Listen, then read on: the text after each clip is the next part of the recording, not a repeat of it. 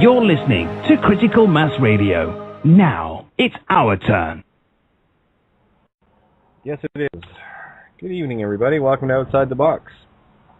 Another, a lot more beautiful evening tonight, and slightly warmer than it was last night. So, welcome to Outside the Box. I am your host, Kate of Gaia.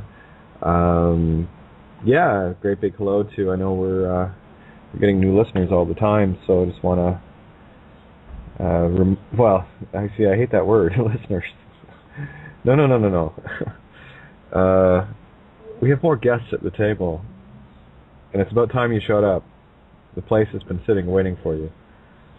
Belly up to the table, your glass is full, and the table is spread with every manner of delicacy, vegetarian of course, that you can imagine. You know, there you go. No consciousness was destroyed in the making of this meal. There you go. All right. Oh, what a day, what a day. I had a hell of a time just getting logged in here tonight, so not sure what that's all about. Kind of a normal thing, though, once in a while, but yeah, I couldn't, my Internet Explorer wasn't reacting. It was just kind of looking at me going, well, it reminded me of a jarhead, actually. Huh? So anyway, I've learned long ago to look at it and go, well, I'll get on the air when I get on the air, and lo and behold, I had to call in, I think, 4 times just to get the connection. So, but here we are.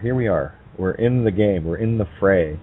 And, hello, Dr. Frank, UK. Oh, in God we trust. Well, that's probably why I added you to the room. There we go. Just a couple of shout-outs right now. Got the link. Yes, sorry, guys. It was just too much just to get on the air tonight. I didn't even get a chance to do any of the promo stuff. So if you guys, yes, I will, Ninja. If you guys can maybe post these around, that would be great. Thank you. I'll post it in the room again just to make sure people have it. I know I posted it there quickly, but there you go. All right. That's really the only place other than my Facebook. But we crossed 2,300 new table members today, so that's pretty cool. People are going up fast and furious. Well, I'd say it's shocking me, but it's not. A couple of interesting things that did come up today. I really haven't had much of a chance. I did the show this afternoon. There was a couple of phone calls with folks, as usual. And, I really didn't get a whole lot of time to catch up on much of anything. And, there we go. A little shout-out for Susie Eubank. Just tagged me. Yeah, great. See what I mean about Mel and how she interviewed? Yeah, he kept me right on the straight and narrow. So for anyone that wants to get that, I did post a link, but make a habit of stopping by freedomcentral.info and keeping an eye on what Mel and her husband are doing in terms of awakening. And, of course, a little special place for Gemini dragons in my universe. We get shit done. That's a fact. So, absolutely. I'm glad you enjoyed it, Susie. And, and you're a real inspiration, too. Thank you. This is how we co-create. I am the net result of everything you ever imagined that I came into contact with, which is really cool. I think, How are you liking your creation, boys and girls? I'm it. And that's more literal than I could care to shake a stick at. So I do want to get to the cover of my Facebook. There was an interesting story that came out today, and I can only imagine. It's my comment, Vincent? Bye-bye. So I've got I did share the photo, but not the information with it, so I'm going to scroll down to the information. This is very interesting, Here we have a Pope just stepped down, which is, again, look at the allegories of this, guys. It's not a physical game we're playing here. The sooner people realize that, the sooner the veils come down for everybody. It's allegorical. And what we've seen in the last few months is a Pope, for the first time in history, stepping down. And just got word that Cardinal, what's his name? Bercioni, whatever. I'll know in a sec. One of the guys actually named in the ITCS documents for crimes against humanity. He just stepped down. He's the Secretary of the Vatican State. So, and of course, when I see things like that, I have to get into the allegory. And, oh, isn't that interesting that, okay, top one got knocked down. And, of course, the bottom one, right below that, the next rung down, is Secretary of State. And the Secretary of State everywhere on this planet, more particularly Vatican, is responsible for deed polls. Birth certificates, they're the ones that you need to talk to tell them that we're onto the fraud, and it's not our intent to willfully commit fraud any longer or aid and abet in it thereof, because we know that there was a deception at birth, that was intent to commit fraud by deceit, non-disclosure, by your system, and to get us into contracts that we are completely unaware of as we walk our lives, aiding and abetting in our own fraud by using a name that we never owned. Well, we did possibly, momentarily, but again, even with a marriage contract, either through church or state, it's both the same thing. As soon as you start seeing the singularity, you'll be fine. Church and state are the same thing. This is about separation of church and state. That's not church and state to separate. No, this is about you separating them. Okay? Just a different perspective on the same statements.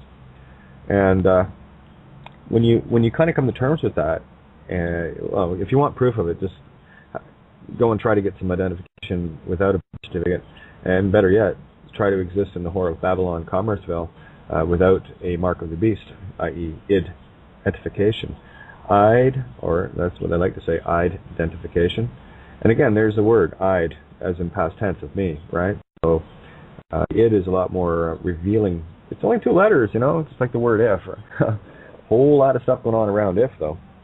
And, I, or id, dent, you see, den of the lions, right? T, den of love, holding. I was wanting to get to phi, identify, right? Phi is a sacred geometry, 21st letter, God letter, 777, 21, 21st letter in the Greek alphabet. Right, so I did spend a few minutes listening a bit back to the Melvie interview. I just wanted to, I always have a different vibe whenever I'm being interviewed, so that was just, wasn't a vanity thing. It's like, definitely more comfortable being interviewed than doing this. But there you go. I'll share what I can while we're on the air. And sitting around this beautiful big, it's getting huge. Like huge. So thank you for that. This is beautiful to see all your shining orbs that far outshine that thing in the sky that everyone likes to worship based on the religions here. I did mention this morning that I was going to talk a little bit about Orion tonight, my feelings on it. I don't have theories, I just have feelings. I think it's, for me, it's, looking at so many things surrounding Orion and the fascination thereof, and of course the Vatican having such immense focus on it, be it in the paintings, in the ceilings of like Sistine Chapel and other, centuries-old cathedrals. Of course, how would they know what Orion looked like unless there was something fishy going on here? Perhaps something almost magical is going on here in Oz. We'll ponder that one for a second. All right. So also go at Dave Lapointe, Primmerfields, and you'll see the burn marks inside the bowls, the magnetic bowls that he displays in his Primmerfields videos on YouTube. You'll see them in the first one. Actually, I think this part might be in the second. I don't know, but anyway, the burn marks look remarkably identical to these paintings as well. Isn't that funny? So I'm thinking, what's the fascination with Orion? Why are, observatories around the planet, most of them owned by the Vatican, and especially the Lucifer telescope? That should tell you something. Who are they worshipping? Oh, that's right, they're worshipping the bringer of the light. Really? Really? All right. Whose light? Isn't that interesting? Whose light? It ain't yours. Well, it's a projection. Using your power, obviously. But the night stars in the night sky are, infinite points of light. And if you look at the Orion Nebula, of course, you've got the nebula, also, I prefer to call it an Anu, which is what it is, which is a nursery for stars, baby stars, youngsters. Isn't that interesting? And of course, it's spewing stars into the galaxy, and it's just a very morbid fascination that the Vatican has with it. And of course, given the track record of the Vatican and religion and control and the amount of mayhem they've created against mankind for millennia, started in Egypt, by the way. I'll tie that up together and I'll show you how evil the pyramids are. Some people listening probably can't handle that. I can think of a couple. Let me show you how evil the pyramids are. So everyone thought, oh, they're good, they're good. I don't know, I don't think Mama Gaia grew them. No straight lines in nature. And those things are straight, pretty bang-on measurements, I don't know how many documents I've went over outlining the phi ratios and pi ratios contained with the pyramids, and of course the cross-section, which is the eye of Horus in the brain. The layout, right? Pineal, hypothalamus, and pituitary. Key points, right? Hypothalamus being your higher self-connection. And that's your switchboard to you, which of course is being interfered with by the reptilian brainstem. And we can tie this all together with our meat sticks having 250 genomes that are alien to every other thing on this planet. Only in the human body these genomes exist. So my feeling on that was, well, that's probably just enough genomes to build a reptilian brainstem, and of course a couple of adrenal glands to make sure you feel the fear. So beyond that, I don't see any other usefulness. But then I've mentioned also that my feeling on the reptilian brainstem is it's a transceiver, it's an interference, because of course you have your spinal column, and first thing it hits at the top there is a reptilian brainstem. So before any information gets to your higher self, it's getting interfered with, right? It's a perfect way to interfere with the higher self. Let's throw a circuit in the middle. Oh, well, how do you bypass that circuit? Well, it's quite easy. I talked about this last night. You put your tongue to the roof of your mouth and find the little sweet spot where you can feel electrical energy, like a very, not a weak battery, but yeah, I guess a weak battery, as 9-volt testing kind of thing. And you'll know, because you'll feel it, and you go, oh shit, Kate's right. Well, I'm not right. The ancient mystics were. I'm just passing information along. I'm just trying to be original in how I deliver it. The ideas aren't original. There's a lot of people out there that are claiming work of others as their own, and there's nothing original in what they're doing. And Mark Passio, I love talking with him. He summed it up pretty much the same way I do, that every crime in this universe is involving theft of energy, theft of ideas, theft of whatever. But if it's all about willfully taking something from another. Me, I just prefer to co-create. That's why when people ask me, Kate, is it okay if I pass this around? Did I post it? Yeah. Well, what do you think? And I'm at that point now. I'm just sarcastic. Listen, I put it out there. Do what you want with it. Do whatever you feel you need to do with it. That's why I put it there. It's yours. It's co-created. I've already said copyrights are for fictions.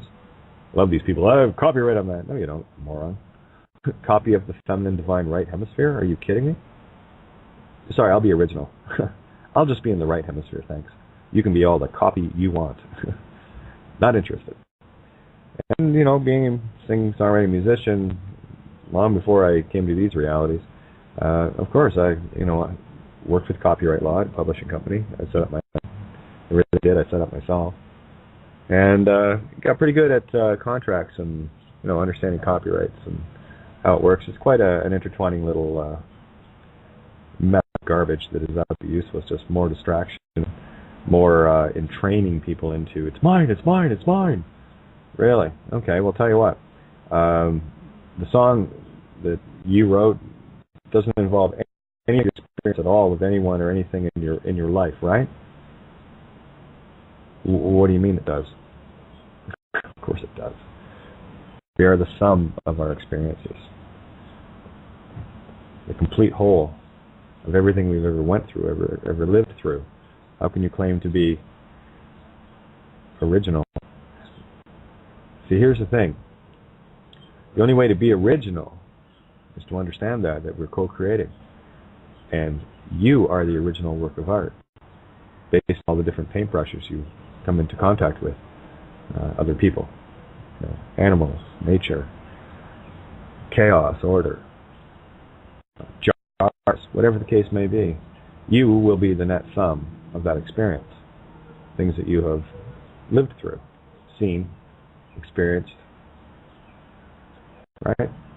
So it's very difficult to claim anything in creation at all, because you're the net result of creation. Silly. So why don't you just claim nothing and claim all at the same time? Would that not make it simpler? I happen to think it makes it very simple for me. I don't have an issue with it. Thing is, I know where things derive from with me. I've often said that the only time a song I would ever deem to be mine is the first time I play it for me. Then I'm going to have my own concepts of that song. And as soon as I play it for anyone, if you get a slightly different picture than me, then whose song is it? I guarantee you'll get different pictures than me. Absolutely you will. So, there you go. So don't mind me. Just kind of having a coasting kind of evening here. I'm very happy to do so, because I get to hang out with the coolest people on the planet. You! Imagine that. What are the odds? Sorry, just plugging the kettle in. Didn't get a chance to get my tea together, and excuse me. Oh, yeah, sorry, just got a little frazzled starting off with the show tonight. Like I said, I don't like having to fight my way onto the computer, so. But, hey, I got here. We made it. And, of course, for those of you interested, I know that we got a bunch of people already called in right now, but just a reminder for people. You can call in at area code 661-467-2401. And, of course, if you want to get on the board, especially to join in after, when we go into the recording part, because we generally do, that's a neat thing. When the flow starts, it just doesn't stop until Blog Talk says, thank you for using Blog Talk Radio at the end of the third hour. But anyway, yeah, you can, if you don't see the Skype pin on your page, all you have to do is refresh the page, and you'll see the Skype pin. If you want to call in, then just click on that, and it will reroute you. Don't worry about shutting down the show or anything else. It actually reroutes you and says it disconnects you, and it'll bring you to the board. So if you have any questions or you want to jump in, on your phone dial pad, just press 1.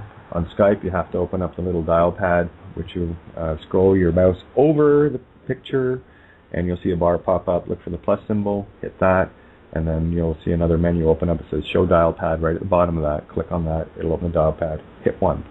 Just like that. Yeah, isn't that fun? So, where else do we want to go?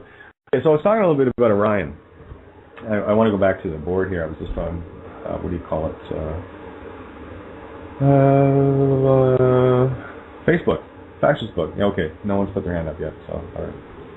But anyway, talking more about Orion.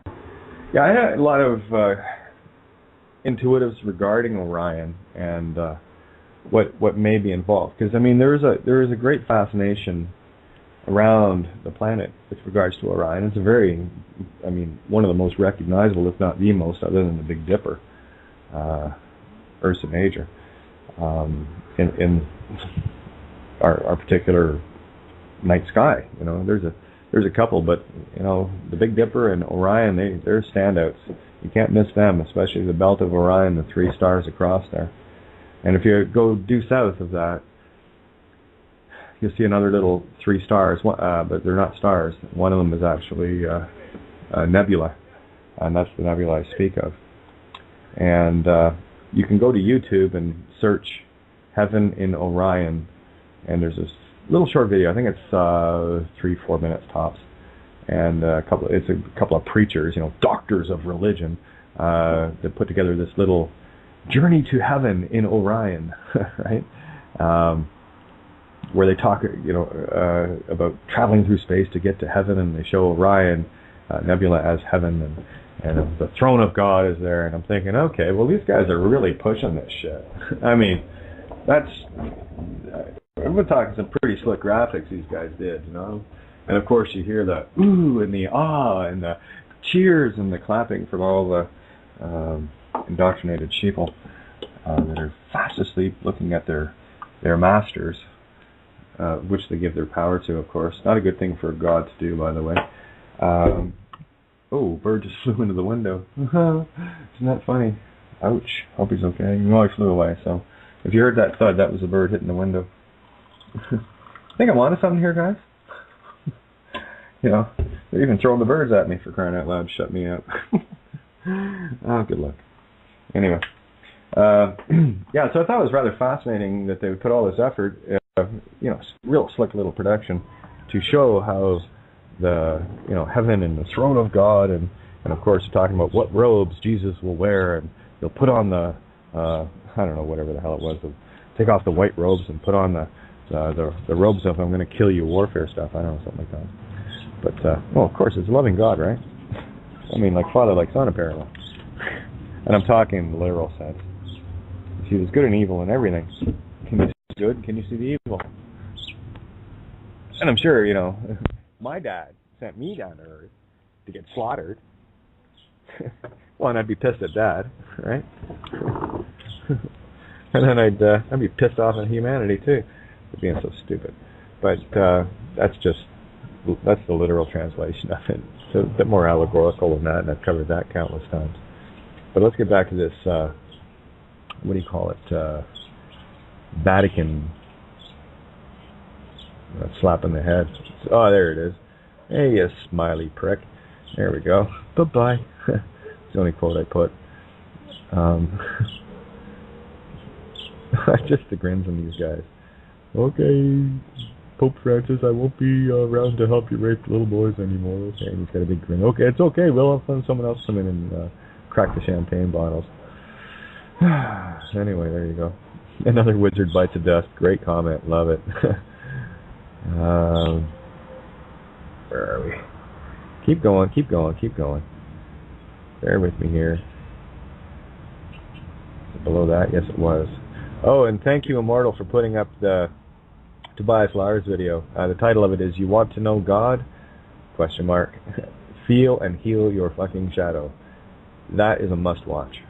An absolute must-watch for anybody that's even remotely close to awakening to the allegories.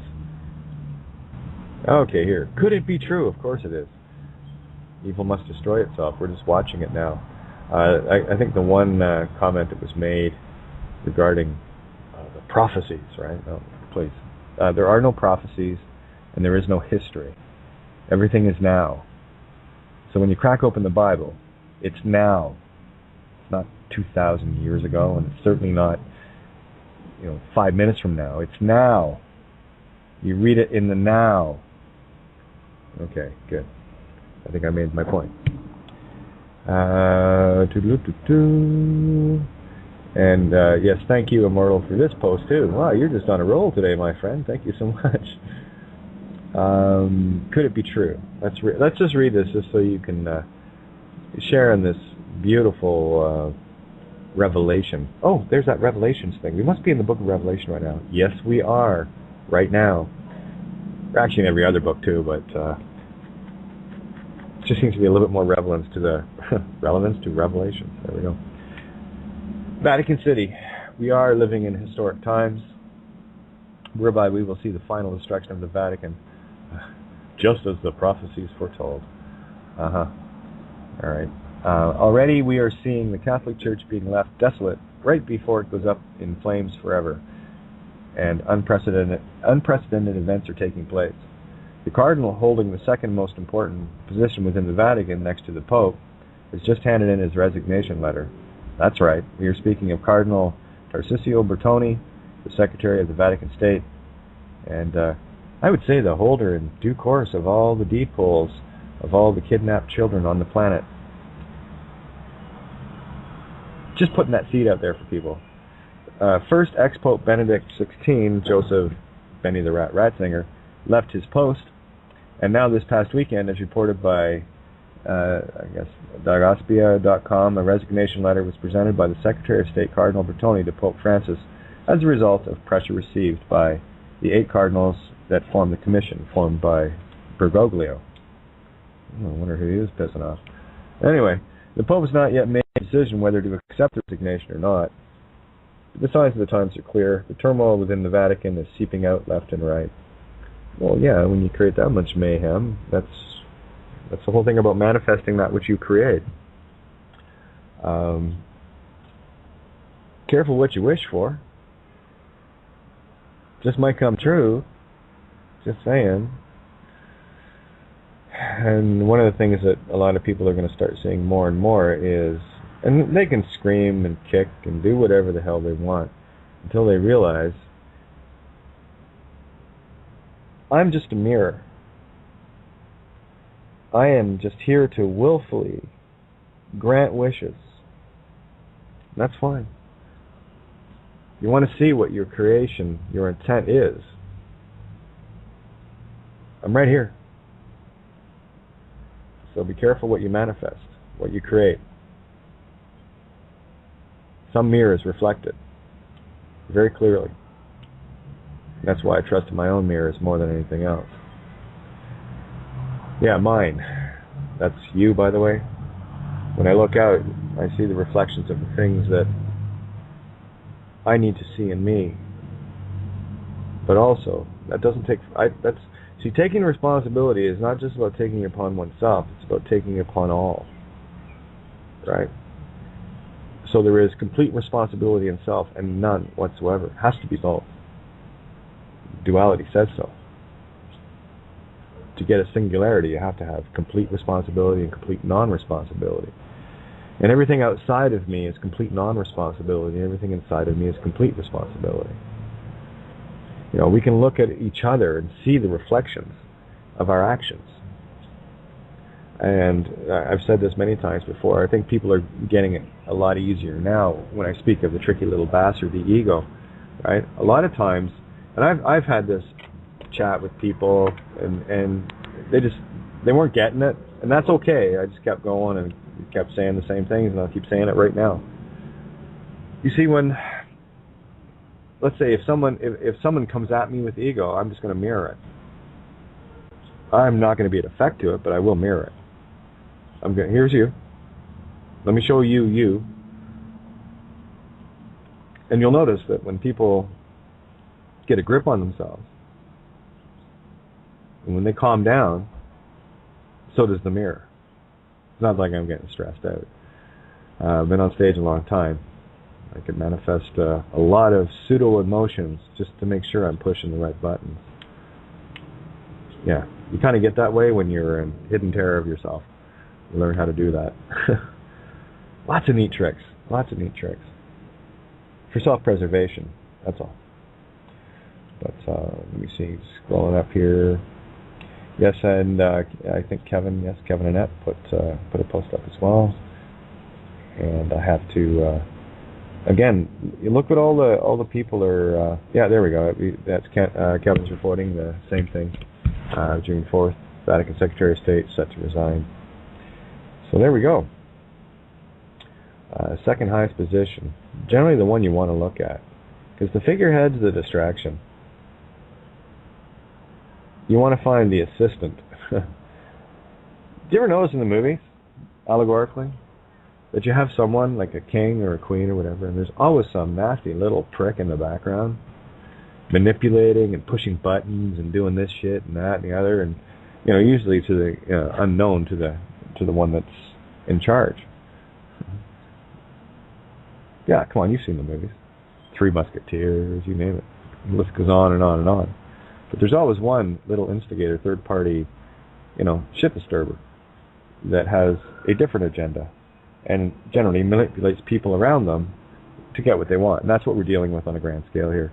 So that's why I look at things, never mind Pope, everyone can see that. But when's the last time you thought of the Secretary of State, Vatican City? And some of the other minions gathered around that may or may not be, chances of them being benevolent are pretty slim, but you know what I'm saying. Yeah, I just find it interesting, that's all. A little outside the box look at it. Excuse me. Alright, guys. I'm in the mood for a song. Lisa asked me earlier today to play Rescue, and I didn't have it on the board I was working on, but I have it on this one. So let's take a minute and ponder, and then we'll come back and You guys want to jump in, please? It's I do want to get into a bit more of the Orion thing. I'm not sure how much more I can cover, but it's maybe I'll just do the step A through whatever to show where my intuition came from. But in the meantime, let me see here. That's a problem with scrolling down on this thing. All right. We'll be right back. You're listening to Critical Mass Radio. Now it's our turn. All right. Okay. Rescue. Here we go. I think if we get people emailing in, they can decide whether this song makes the album or not. All right.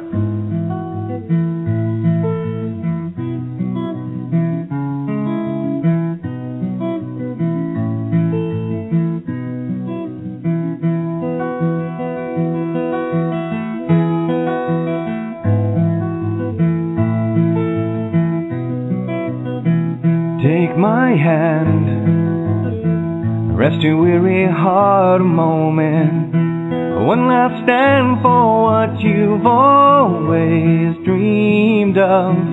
Here I am, an island in your stormy waters, and rescue. It's just a word away, it's just a word away.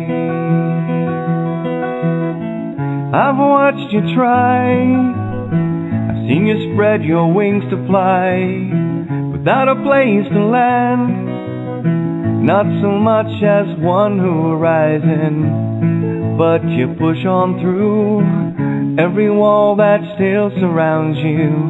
Set down your stubborn pride, it's a friendship I can't hide, so take my hand. Rest your weary heart a moment. One last stand for what you've always dreamed of. Here I am, an island in your stormy waters, and rescue.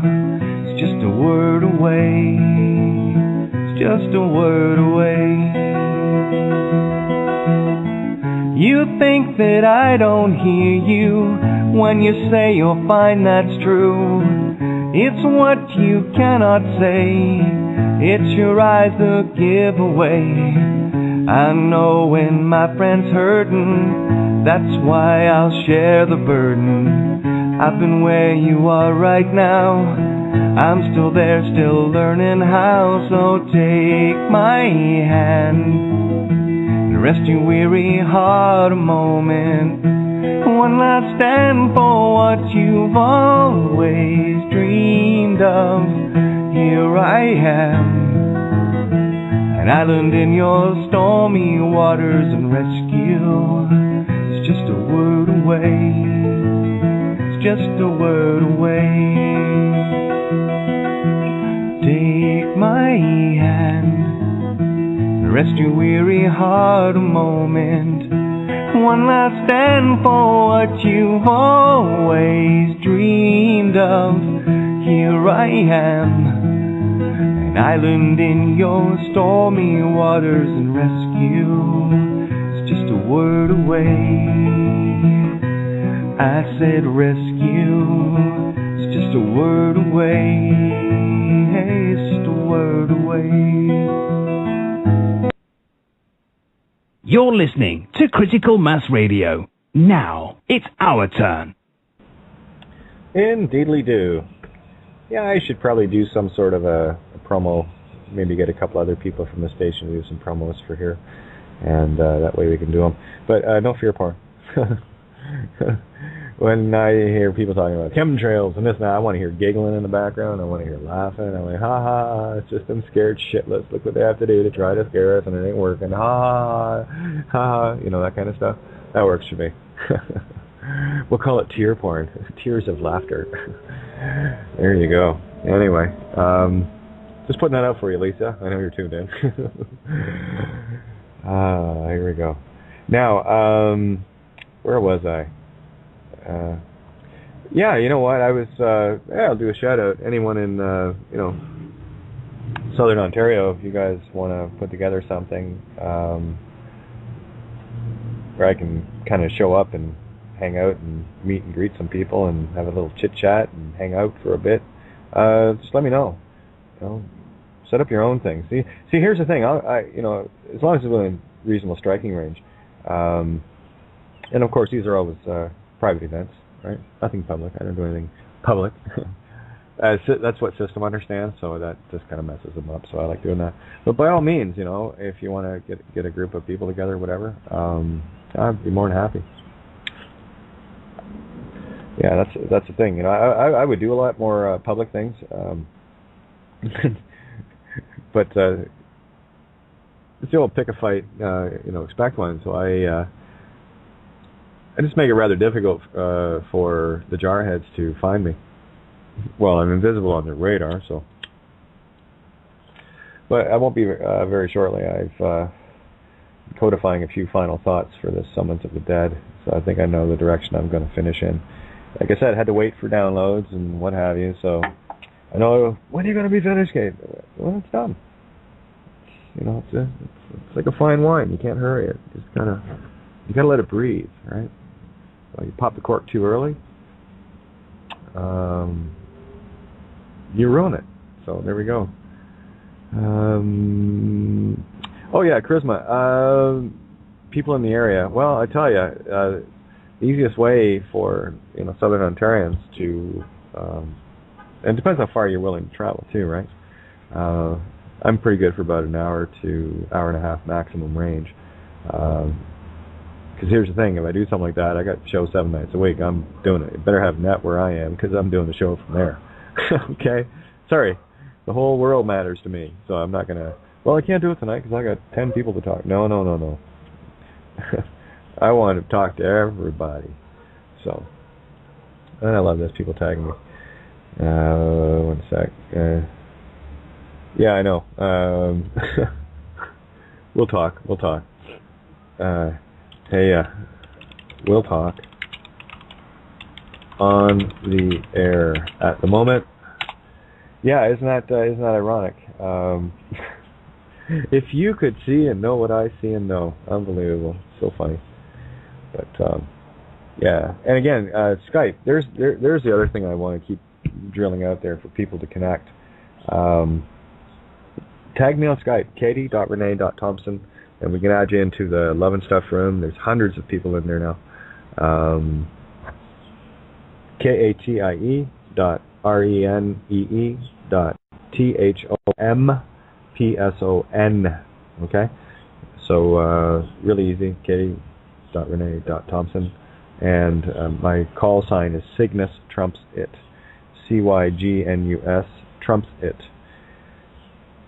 Oh, here, let's talk some coincidences. Every time I say Trump, I think Wright Bauer. Oh, wait a minute. The Wright Bauer. They spell it B-A-U-E-R, I believe. But if someone was to bow, they would be a Bauer, so B-O-W-E-R.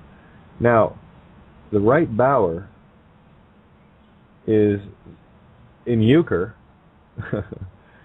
the highest card. It takes anything. Anything. It's the Wright Bauer.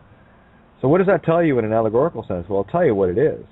The one that bows to the right, divine, feminine, creative essence of spirit conquers all. The cards in the deck. Is that a cool allegory or what? I thought so too. I liked when I twigged on that one. That was a while back. It's neat how they just kind of jump back in the way. Almost like I'm downloading or something. Oh my.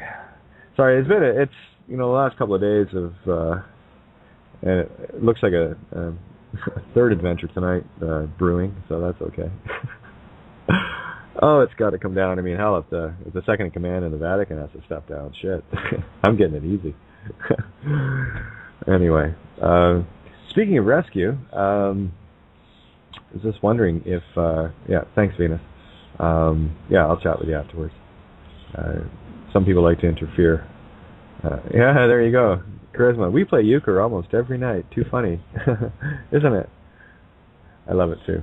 Oh, there's a quick little tag from Eric. Let me see. What's on your mind, my friend?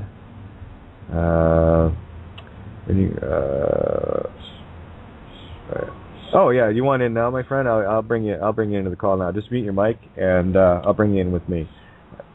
I go real easy on new Skypies. So give me a sec. See, if people make the effort, even though they don't know anything about Skype and how it works and whatever, if they make the effort to show up, contact me, I'll hold their hand and get them. I believe Eric is already. I just want to make sure you're in the 11 stuff room. Oh, you are now. Okay, I think you left, and I tried to add you last night and forgot. I'm such a silly boo-boo. Anyway, okay, here we go. I'll bring you in on the call now, Eric. So just give me a sec, and you're in the room so you can chat with everybody. There we go. All right, and lots of new people showing up. Lots in the last week, so the room's just filling. All right, so Eric, you're in with me. If you can mute your mic, that would be great. Okay. All right, just for any background noise. If you want to talk, by all means, just open your mic, talk, and then close it off so that there's no background noise. It interferes with the birds, you know what I mean? Anyway, there we go. All right, so I'm just checking the Skype room here. Okay, so where was I? Oh yeah, we were talking about right Bowers and whatnot. Now, of course, left Bowers is the second in command, or second highest card. But the right always trumps it, so that's the right always trumps the left brain. Now, I've talked in the past about Cain and Abel, and for all those still in the religiocosus, Chosenitis, particularly the Christian vein of things, clarify a couple of misconceptions for you.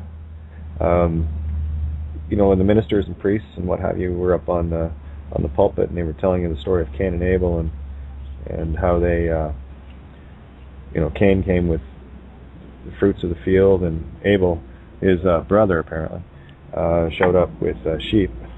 They were bullshitting you. Abel wasn't a boy, Abel's a girl. You can check all the etymology on that when you want, in Hebrew and all the rest of it, and you will see very quickly that, oh my God, Abel is a girl. That's why they call it honor Abel, the right. Huh? The right, honor Abel, whoever, joker, right? So what they're doing is they're trying to honor Abel by stealing their energy. Isn't that cool how they do that? They got you duped into fist fighting though, eh?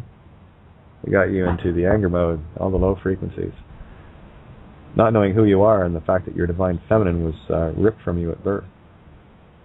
That's why they call themselves the right, honor Abel, so-and-so. They also love your worship.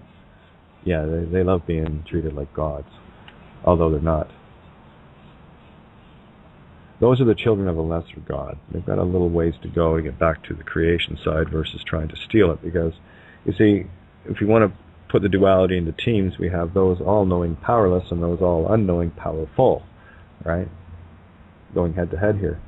And we, of the awakenings, are the unknowing, all-powerful, the ones that have been getting their energies drained lifetime after lifetime. I was going to go back to the church on this, so that's probably why I did this circular. But I just want to put things in perspective there. If you have ability that's able, I love, right? The right hemisphere of creation, I, T, right? Note of love. And the sound, of course, you can add the Y in there because ability, or abilitai, whatever, Cartman. Y is the tree of life, right? It's also the fundamental question. It's the only letter that it's a vowel and a consonant at the same time. So how would they get all this energy? Well, first off, here's a step-by-step, A through whatever. First off, they got to kind of dupe us into a game by promising things to the innocent 12-year-old little girls that we all are. And we go, oh, that's cool, that's kind of neat. It's shiny and everything. And we partook of the tree of good and evil knowledge, right? And that ripped us in half, ripped us in two. Gave us duality. At least we can have a perspective on it, but the game here is to get back to our singularity. All right, so with that in mind, we went through a few civilizations here. Let's stop at Egypt for a sec. When thought entered, well, thought was there before this, but when thought entered the equation, when thought planted the seed of thought in everyone, Hermes Trismegistus of Kabbalion fame, the emerald tablets of thought. The pyramids,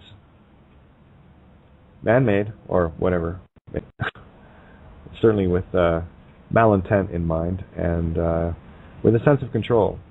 Because as far as I can recall, if I'm to believe any of the ancient histories, mankind at that time was based on masters and slaves on a grand scale.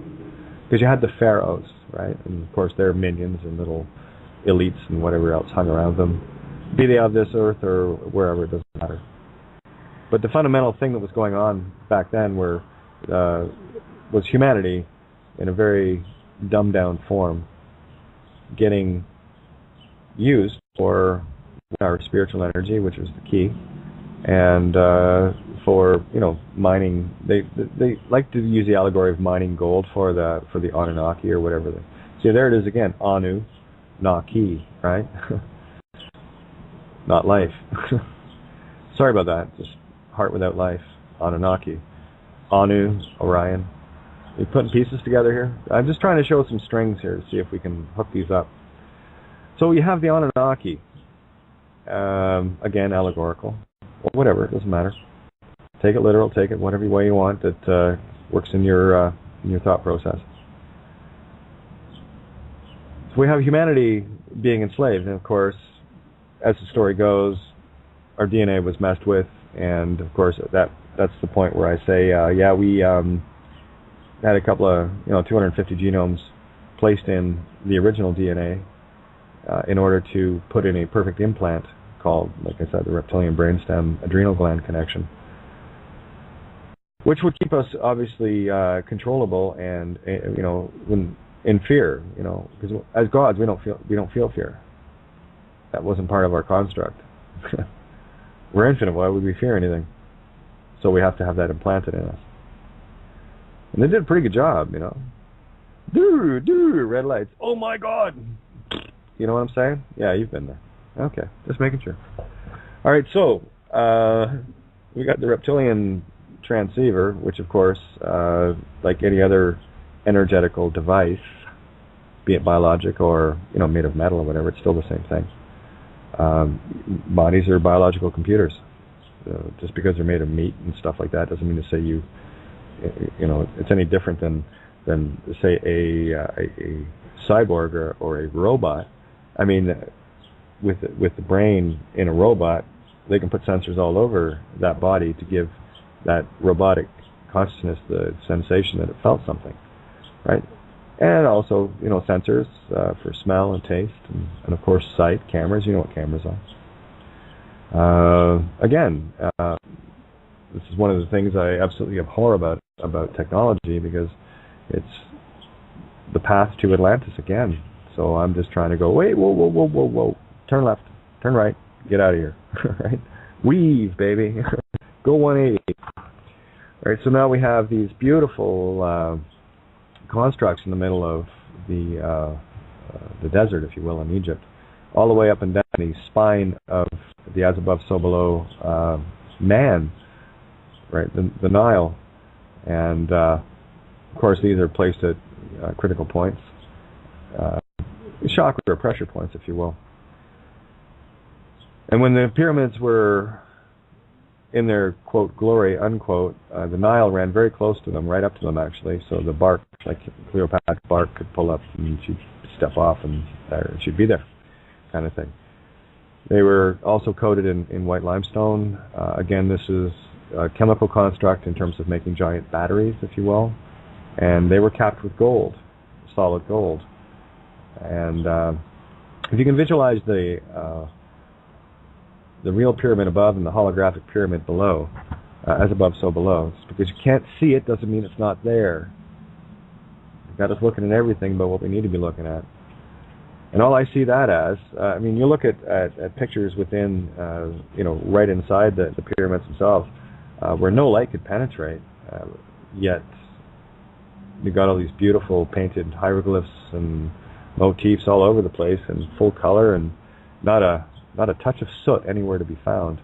Well, they didn't need the soot because a few of the hieroglyphs had pictures of these like elongated light bulbs, and they would draw power from the pyramid. That's how they did it. The pyramids were effectively batteries. And of course, humanity would be in bread and circus mode, and also under the complete control of mind control by the Ra-Ka pharaohs and the Ra shield. The pharaohs and those that protect the pharaohs, right? The Rockefellers and the Rothschilds. Ra-Ka pharaohs, Ra's shields. Yeah, it's funny. Thank you, Robert Morning Sky. Yeah, I did a great.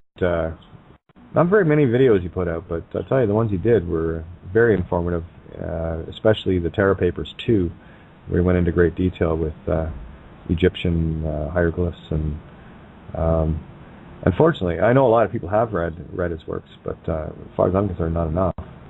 But also, it's an allegorical form, right? I don't look at anything literally anymore. Like, it's a movie, right? So we're scripting it as we go. So there's the first term of humanity's enslavement, and obviously something went south because the gold caps aren't on the pyramids anymore. They're pretty bad disarray. Of course, you look across the Sahara and all surrounding regions.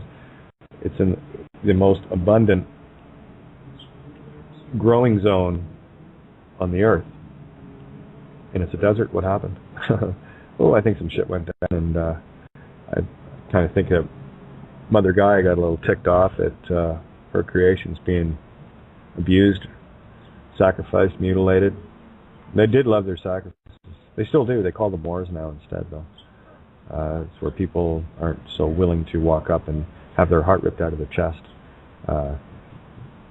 For the glory of God, Ra, Yahweh, Jehovah, Allah, Marduk, Moloch, Baal, Lucifer. Talk about a horse of a different color, or the coat of many colors, no less, Joseph. Okay, so there's a little example of how beautiful and wonderful I see the pyramids. Yeah, there'll be people out there going, "Oh my God, they're so beautiful. Oh my God, I got to go to Egypt." And I'm so in sync with everything, that kind of shit going on. And again, these are people deluded by technology that worship an idol outside of themselves. Build a teleporter? There was a time that I would think that was pretty cool, and it wasn't that long ago, but I'll tell you right now, why would I build one when I am one? Why not just learn how to be that again, huh? I think that's better energy spent. And the more we work towards what we're working towards, the clearer that potential and possibility gets, yeah? So there you go. All right, so we got, another contact request. Hello, Kate. Yeah, go ahead, Eric. What do you got? How are you? Good. How are you, my friend? I'm fine. Thank you for the show. Oh, and a pleasure. I want to ask you if do you think at the moon there's a place in this Orion conspiracy too? The Orion conspiracy? Yeah, the moon. The moon. Oh yeah. Well, again, I can get into that too. I mean, Dave Icke does a great job. For me, it's a foreign object that was brought here. It's actually billions of years older than the Earth, which is kind of funny that some people say, "Oh, it came from the Earth." No, it didn't. Yeah, because a lot of tales said that the moon there is no moon before the Egypt. Oh yeah, I mean, I would see that as complete potential. I mean, you go back to Egypt. I mean, the Sphinx in particular is 10,500 years old. It's 5,000 plus years older than they thought. Graham Hancock done some beautiful. I mean, there's a guy that went out and about. Okay, this is a guy. He's hands-on. Mute out, Wendy, or turn your speakers down. Yep. There you go. Better. Check. Much better. Thanks, hon. So the moon to me is I'm on the same page with a few people on this that consider it to be a transmitter, and of course there's a little high pitch that you hear constantly going on, and that's that frequency. So it's a control frequency. Absolutely. I mean, it's funny. The moon is one of the first things I covered when I first started in radio. with regards to... mute out, Bindi, if you can, please, because I can hear you typing. Hear everything. All right, who's typing? Who's typing? Mute out if you're going to type, please. Yeah, just here's the radio rules, okay? If you're not talking, mute your mic. If you are, unmute. It's a thing, and it's really easy. It's a click, click, click. That way you don't have any background noise and stuff distracting and derailing me from what we're all talking about. So getting back to the moon. Yeah, it was one of the first stories I ever covered. Not to the extent that I look at it now, but I was certainly, hollow moon and all the rest of it, and the fact that it likely is a spacecraft. It's kind of odd that it's placed exactly where it is, so that it blots out the sun completely, and it's the only orb that science knows of in this solar system that someone's mic's open again. Get the neck. There you go. Thanks. That does not, what do you call it, rotate. Don't you think that's kind of weird? It's the same face all the time. Mind you, they've been screwed up a bit lately. It's moved around a bit, but yeah, they've done some really neat things with it. And I think Bindi wants to jump in here. You there? Oh, okay. No, I just heard a mic open, so I figured somebody wanted to jump in. All right, now let me just go down the list here and check. Is that sort of clear that up, Eric? Pretty simple? Yes, for sure. Some people say it's like a firewall for us. I don't know, maybe. Some people say it's what for us? A firewall. Oh, a firewall. Oh, yeah, yes. Okay. Yeah, absolutely. I mean, that's all part of the transmitting of the slave program. And Steve quite aptly put, there were slaves in Atlantis as well. You see, this is what I see has been happening to humanity. Humanity gets so far in terms of technology, and Gaia kicks a little ass. So, hammering on the keyboard. All right. Who's hammering on the keyboard?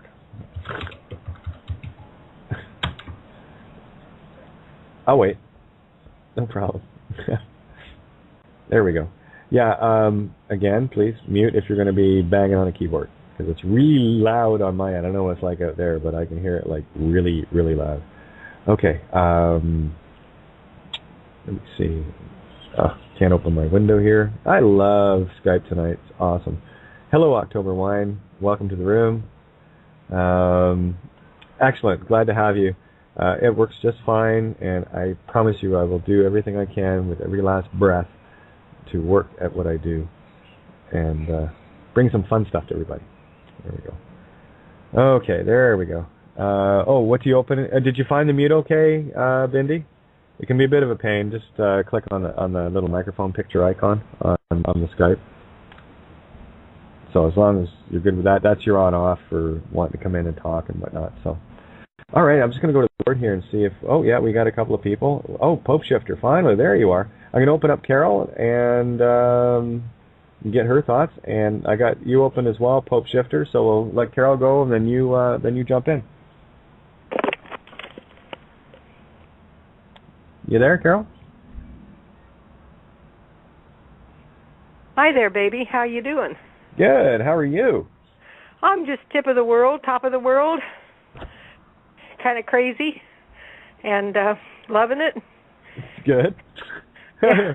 How's your weather up there? You say it's warmer today? A little bit. It's still got a chilly northwesterly wind. It's not typical, but then that's what happens when we actually turn an entire planet towards Cygnus, right? So absolutely. You got to expect a little bit of, and the sun is setting way further north now. It's in the northwest. I would say west-northwest. And that's, I think the poles are shifting. What do you think? Well, of course they are. See, we are the poles. Yep. So, and as above, so below. Yeah, the pole shift of the planet is the same as the pole shift of us, as the universe. It's all fractal. and it ripples. That's why they say when a butterfly flaps its wings, the ripples are felt through the universe. Isn't that beautiful? Isn't that a beautiful thought? Well, it's true. That's why. Yeah. I can remember getting butterfly kisses when I was a little girl. My mama and daddy used to give me butterfly kisses. I used to do it with my girls as well, and I remember reading that book for the first few times, and I can never finish it without crying. What book is that, honey? Butterfly Kisses. Oh, really? I didn't know there was a book. Yep. I forget the name of the author.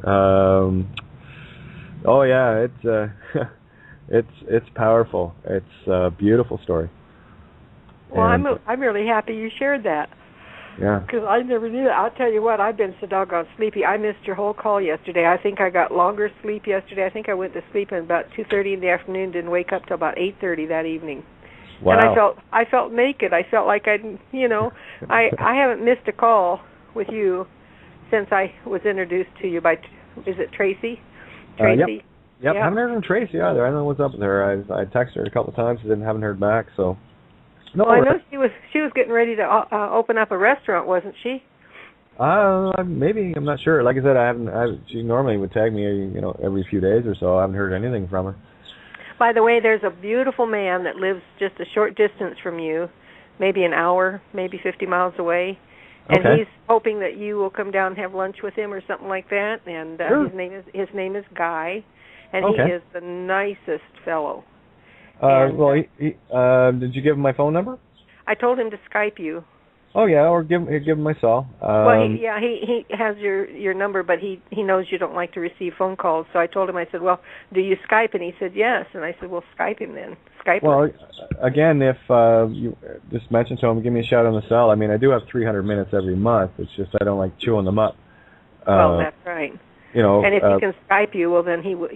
I'm saying that's a lot of minutes. I don't use my phone that much. I mean, it's a 5-10 minute phone call, right? So I can have at least 30 of those every month, and that's one every day, and I don't. I mean, I had a call today. I called it back, and I guess someone had used this individual's phone. They didn't know.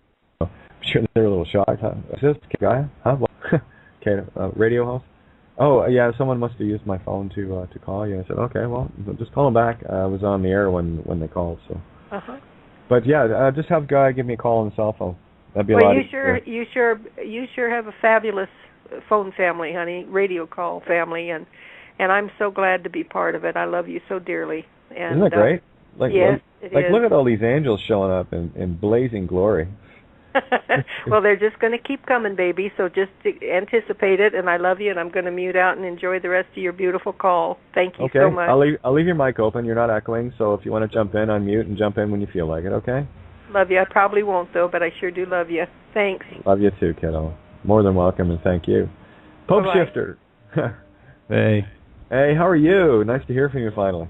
Good. I'm just relaxing, listening to the show, and I figured I would say something here and there, but listen most of the time. Sorry, I just elbowed Helen. So I don't know. Well, I just figured I'd be able to pop in, Oh, everyone's welcome, you know that. Cool. Yeah, even the shows last night, weren't they fun? Oh, man. Yeah. That was pretty funny. I mean, these guys just don't get it, right? Oh, please, call in. Let me know I'm winning. Thanks. Yeah. That's all it is to me. I listened to last night's today. Oh, yeah, that was an intense one. The last couple of days have been pretty weird. Yeah, definitely.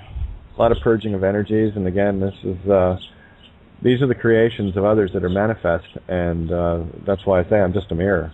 But this dragon's done. This dragon is done. Now it's made the conscious aware decision that it's kind of neat because I had a few epiphanies last night. One of them being, by the way, I haven't had a chance to really sort through it, but it hit me like a thunderbolt last night. I was down by the river having a walk. Yes, Steve, I took my shoes off. Of course I did.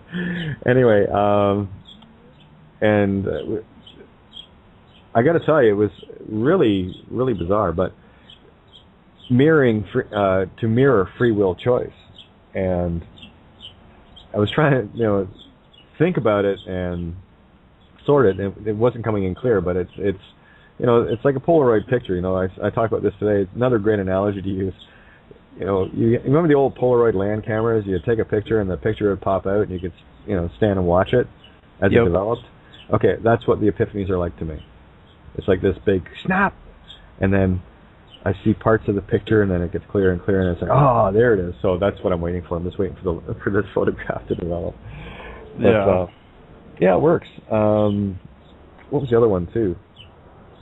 Oh, anyway, just a lot of purging energy right now, and these are the shadows that Tobias so aptly called out in his video that we all have, and it's up to us to actually confront those shadows.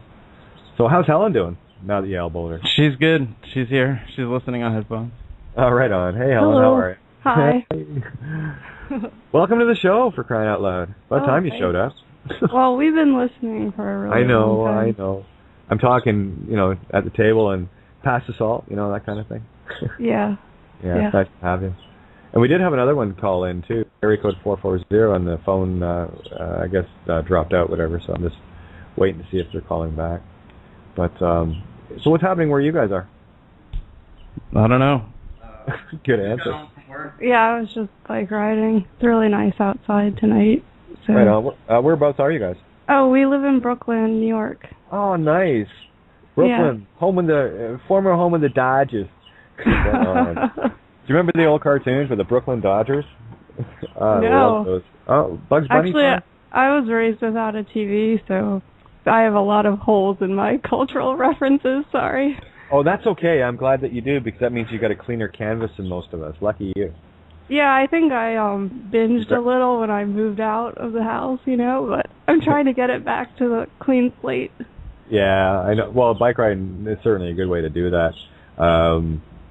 If you really want to watch the best TV of all, sit down, shut up, close your brain off, and watch. Yeah, totally. That's some funky shit going on. It's beautiful. It's really hard for most people to do, also. Yeah, one of the things I wait for when I'm meditating, and for those that meditate, I'm not sure what happens with most people, but with me, I know when I'm starting to enter the zone, because what I get are these beautiful waves of color that just pulse across. And that's when I know that things are settling down, and of course that distracts me to watch. And the left brain shuts down rather quickly right after that. And and then that's just straight downloadville. It's not every time I get the little bolts of lightning and the electrical shock, but it's not every time I need to, because I had many of those and they're really cool. Have you ever experienced that, by the way? Yeah, a little bit. I actually wanted to ask you if you've read any of Rudolf Steiner's books about meditation, because, or maybe, I don't know, there's other listeners who would be interested in it, because he provides a lot of kind of really basic things to focus on, when you're starting, or, if you're just starting out and you're not really able to concentrate or interested or even enjoying it, kind of forcing yourself. There's different sort of tips. Yeah. I was going to say, Rudolf Steiner, you said? Yeah. Not familiar. Name sounds vaguely familiar, but I think Santos has mentioned him a bunch, because he's the one who founded the Steiner or Waldorf schools. That's sort of an alternative education. I think it would be interesting for you to read, because everything is very in line. He comes out of the Theosophical Society in Germany. Okay.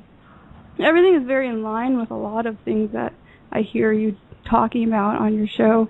But he has different ideas about what Christ means, I guess, than the astrotheological definition, I suppose. But it's still very interesting. So. Oh, absolutely. Actually, what we were just sharing there, Helen, I don't do a lot of reading like that at all. And what this does for me, when you share this, it's like, okay, good, I am picking up the things that I need to, and it just verifies downloads for me, that if someone else has already written about it and I haven't read it and I got it, that's, for me, that's very powerful affirmation to the meditative. And meditating, yes, you're absolutely right. If you're trying to force yourself into it, and me being Mercurial Gemini, like shut it down is very difficult. I literally have to tell myself, and it's not so much forcing, but it's just reminding myself, okay, you got to shut down for a little while now, and then I have to agree with myself. That's the twins, right? And then I go and zone out. But for anyone that's going to try and sit down and meditate and force themselves into it, I mean, I've got a few friends, one in particular that spent countless hours meditating and has gotten, from talking with this individual, has gotten nothing out of it. But then again, just because you're sitting there with your eyes closed doesn't mean shit. What is your purpose? What are you actually trying to accomplish? And that's a problem with a lot of places you can go to. People have their own ideas what meditation is and what it's for, and the whole purpose of it can get skewed by someone else's opinion. With me, it's just about being with me. Exactly. If you're skewing it to someone else's opinion, as you just stated, you're basically doing the same thing on a micro scale of what organized religion is doing, telling you how to find yourself and believe in others, and your intuition basically can get lost that way, I think. Oh, we're gonna be best of friends, huh? I can tell you that right now. That's exactly it. Again, that's what I like to call the Savior program. And when you're looking outside of yourself, there's some of the best advice I've ever heard on it, very neutral in terms of meditating, to show the simplicity of it. Bill Donahue, very simple technique. And what I added to the equation of what he was saying, because it resonated so deeply with me, was that when you hold your breath, you stop thinking. And for me, it throws the reptilian and the left brain into conniptions, because it's all physical here, right? It's all body, oh, survival, right? It's of course the adrenal glands, save the body, for crying out loud, right? If you knew what you were, you wouldn't be so worried about it. And that's what we're trying to work on here with people. Hey, I stole the mic back real quick. I just wanted to say I do the same thing as you. I fall asleep watching Bill Donahue, and also with music, like I've never sat and meditated purposefully. I'd usually just end up missing time working on music, and then I figure that's like meditating. Basically, it's the same thing. So the purest form, because you're actually, not only are you meditating, being still. Like, for example, playing guitar. I remember when I first started learning, and same with keyboard, anything that I've ever picked up to learn, it's just everything just kind of goes, whoop, focuses right in on it, and there's no thought except what you're doing. And of course, what are you doing? You're completely opening the creative right. So it's for me, learning to play an instrument, it could be anything. It doesn't matter. Whatever floats your boat sinks your anchor, right? But for me, that explains to me why I was able to get what I did for as long as I did, and I wasn't even aware I was doing it. Yeah. That's the beauty of it. It's like, whoa, I got like meditation skills, and I didn't even know it. But it was just because of that. Yeah, when I read the Kybalion for the first time, I felt like I was somehow reading my own thoughts in some weird way. It was strange. Then you were reading it correctly. Yeah, it was weird. It was like a feedback or something, and I went through it really fast. But then I have trouble reciting it and things like that and trying to explain it, but when I'm reading it, it feels like it's coming from my own head or something. Yeah, that's why I like using analogies, little pictures that can, explain the bigger pictures very simply. Yeah. And we have Ninja jumping in with us. What's on your mind, Ninja? Yeah, hi Kate, hi everyone. Hey. Yeah, the meditation thing, it was funny because I was only speaking with Amelia about this last night, and she's very much in the same vein that for me personally, speaking to myself, I mean, I was exposed to a lot of information in the 1980s when I started to explore, and we shared books around friends, try this and this and that and the other and all kinds of stuff, and I couldn't seem to do any of the things that were being advised to do, and I always thought there was something broken, and but what I've recently realised as I've looked back is I find my information comes to me when it comes to me, and it could be while I'm vacuum cleaning, it could be while I'm putting on my makeup or whatever it is, but I never sit in meditation. For me, when I speak of meditation, that's generally when I take my. I love saying this.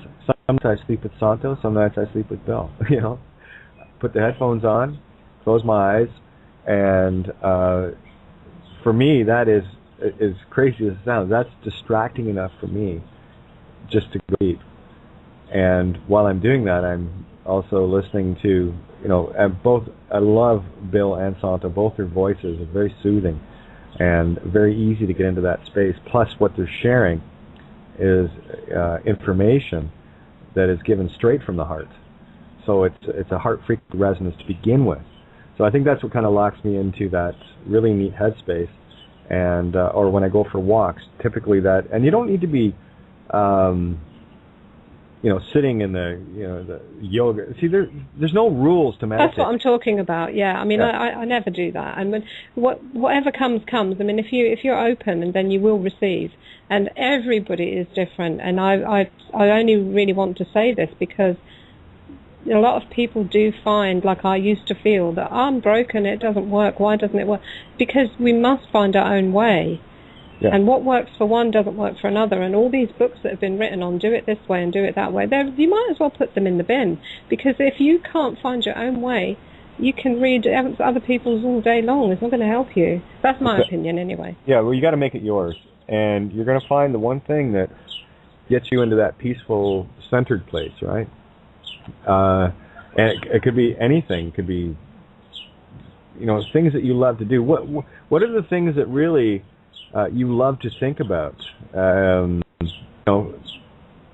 These are the creative imaginings that you're not thinking thoughts. What you're doing is when you start. Well, look at a kid daydreaming out the window. You got to be that kid. When a child is daydreaming, they're meditating. They're creating. See, when I speak of chatter. The typical chatter I'm speaking of is stuff that we get day to day. Time I got to be at work tomorrow. It's so and so's doing this. I've got to be here at such and such and blah blah. All manner of nonsense distraction. That's the thought that is. But when you don't confuse that with daydreaming, don't confuse that with sitting down and imagining what universe you want. That for me is meditation because you're actually in your create zone already. I agree on that, definitely. The daydreaming, the occasional glance out the window. I mean, I used to work in an office in the City of London, for years and years, and you've got total distraction all around you, never mind the electronic frequencies. But would often just, for a moment, stare out the window and think of nothing. And these are the times, but perhaps if people are not aware that those are the times, they're not perhaps receiving everything coming in. But I don't know. I mean, it's such an individual journey. And the advice that's offered is okay, but take it as only advice. There's no rules. There are never any rules in these things. Nope. Yeah, go ahead. For sure. Yeah, go ahead, Eric. I always meditate when I paint because I'm a painter. So I always, when I create a new painting or stuff like that, drawing, I think I was meditating. Oh, absolutely. You're in a create cycle. It's like I say. Yeah, exactly. Yeah, if you're a dancer, dance. That's your meditation zone. Those are the things that float your boat and sink your anchor. The things that you love to do. See, here's the thing. If you love to do something, how much force is involved? And that's what we got to do. We got to lose this whole forcing ourselves thing. Like Helen, I'm sure out bike riding, your mind was everywhere. With me. That's the joy of song catching. Of course, my mind's everywhere because these crazy little, sentences and musical lines come into my head like that, like nothing, and literally they fall out of my face because there's no effort. I can't sit down. I could, I guess, but that's very artificial. That's technological for me. I can't sit down and, I'm going to write a hit song using this formula. I've worked with these people. Yeah, that's why writing sessions are like 15 hours long, because people come in, they spend most of the time hanging out, and then eventually they might get an idea. Yeah, exactly. I used to do songwriting workshops in schools. I called it the Songcatcher Series, where I'd go in anywhere. I did some teaching through the Ontario Conservatory as well. Me, a completely untrained musician. Weird, eh? But anyway, working in schools, I set up what I call the Songcatcher series, and I've worked with typically grades 6, 7, and 8. Kids that were already well advanced in the writing and creative and whatnot. And I'd go in, spend 3 one-hour sessions, typically Monday, Wednesday, Friday, never all on the same day. And what I do is I go through explain to them the process of what I go through with songs, and what I would start with the kids. I tell them a little bit about, the difference between a minor chord and a major. Minor being the more sullen, sad chords, and the major chords are the happy ones, right? And I just give them examples of, major chords together and then minor chords, and you can hear the difference, right? One's more somber, the other one's like click your heels, get going. And so I'd go through these kind of things, and words and what kind of words that would set moods, right? Because the music, if you're writing a sad song, you don't want to be writing it all in major chords. And naturally, when I'm writing, I don't even think of this stuff. So I'm trying to convey it so that they can grasp this. And first day out, I would go through this, and in the last 15, 20 minutes, I out of the blue, I'd say, okay, first word that comes to your mind, clap my hand. And I always clap my hands like for that stop moment. And I'd point at somebody, first word, and they would say something. Brick, okay, and then I go, you, and then they'd say something like yellow. And what would happen after about 10 kids is you'd see the song being caught. And I'd write the words on the blackboard. And it was always neat to watch the eyes, and they go, oh. You just see them, they could see this idea coming together. And then I would take a handful of the words and underline this, okay, and then I just write out a line. So there's the first line of our song, and that's where I leave the first session. Let them think about it. And then I come back for the next one, and then we work the idea through. And typically, the second one, I'd have the song finished. We'd have the music or very close to finished. Have the music formatted, and then the third session would be finishing it off and maybe dressing it up, say with a bridge or a 5-chord lift or something, just to make it into something even bigger than what they were expecting. And I'll tell you, "Rain On" is one of those examples. Right? You guys you've heard me play "Rain On," yeah? Yeah, I think so. Yeah. Yeah, that was one of those examples. So that sounds like fun. Oh, it was great. It was a perfect interactive. At the end of it, all of us were the co-creators of that song. And that's why I cannot and I will not claim any. That is an allegorical example of what I'm talking about. What every one of my songs is, whether I'm sitting with a classroom of 30 kids or whether I'm sitting, on a stool with a table in front of me all by myself. It doesn't matter, because everything that I write is a co-creation of experiences with people and life in general. So whether the audience is there or participating is irrelevant, because you're always there and participating. I am the co-creation. That's why I say, how do you like me now? I'm yours. You see, more and more every day we do this. You're watching your own creation, me, manifest. Are you getting it? Sure. Isn't it cool? I think it's a neat thing. I think it's really cool that we get to actually watch this in real time, and we all get to partake of it. And this is just my way of showing myself and everyone that we're co-creators, and this is how we co-create. Because every episode that we do, there are changes that happen in me, and I know there are changes that happen in everyone that is tuned in. Well, it definitely makes me feel better after getting off the subway, the cattle cars in New York City. No doubt. Well, that's why I prefer to bike for sure, because avoiding that is just priceless, really. No doubt. Yeah, it's sad, man. Sometimes I've gotten really, not lasting depression, but for like an hour or so after being on the subway. Like at certain times, everybody completely looks like zombies, maybe a few people here and there. And it's like a cartoon, and it's pretty depressing. Well, I totally get that, and look what the system has done to us. It has turned us into almost meaningless robots, spending our days producing something for somebody else to make all the money. Yeah, it's pretty blatant in the cities. No, it's pathetic.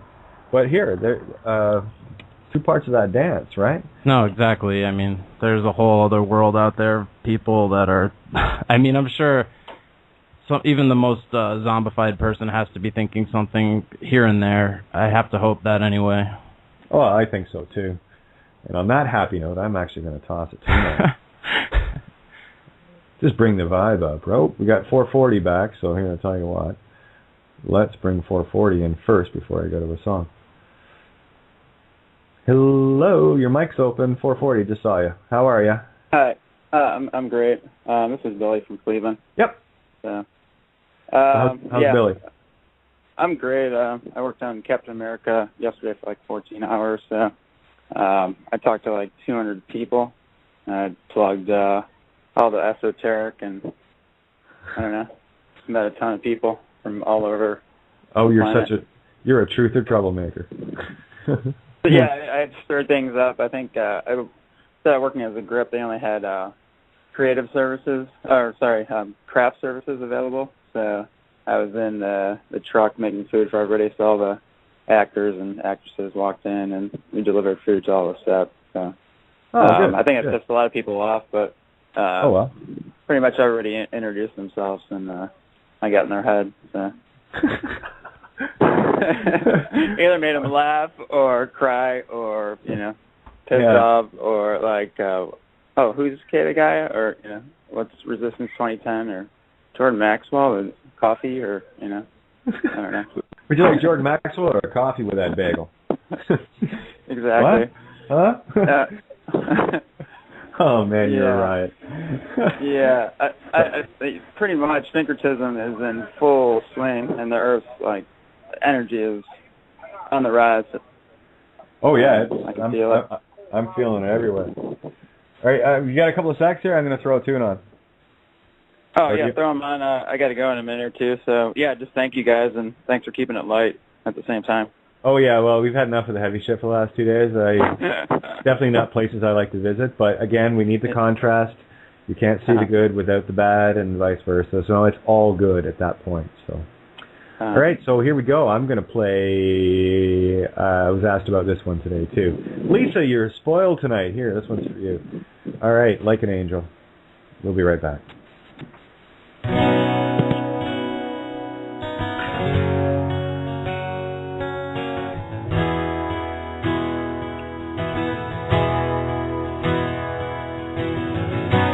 Somewhere like a dream, your world washed over me and took me far away, so very far away.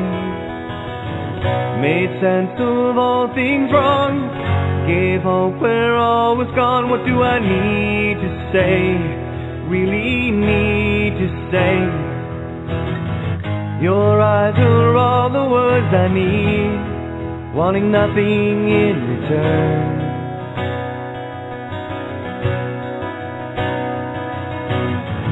Your love is unconditionally.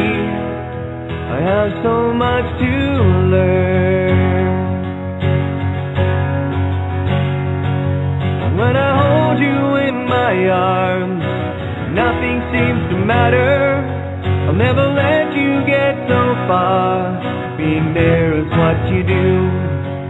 When my world caved in around me, nothing through the smoke to see. There you were, still standing like an angel, holding on to me.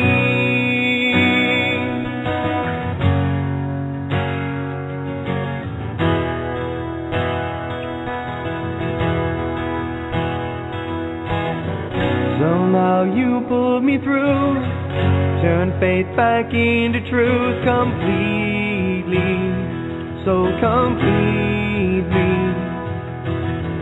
Held strong when others ran, Gave my heart a place to stand, and you saved me, more than saved me. Your eyes are all the words I need, wanting nothing in return.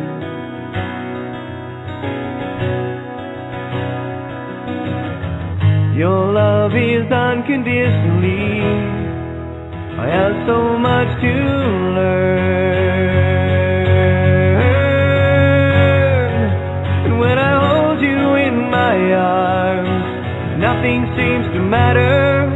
I'll never let you get so far. Being there is what you do. And when my world caved in around me, nothing through the smoke to see. There you were, still standing like an angel, holding on to me.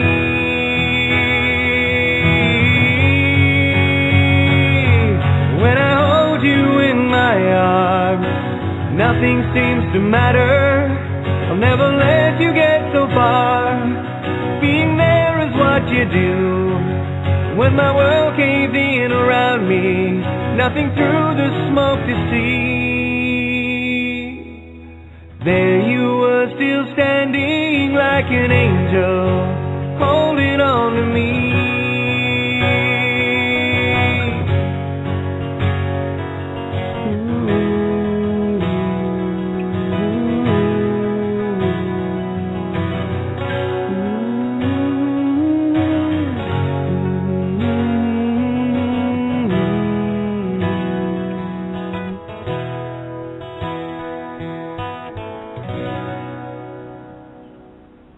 You're listening to Critical Mass Radio. Now, it's our turn.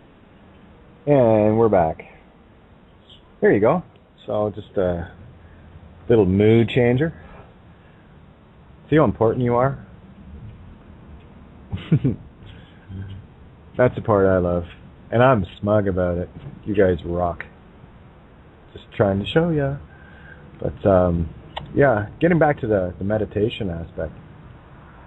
Yeah, it's as simple as, here's the magic of meditation.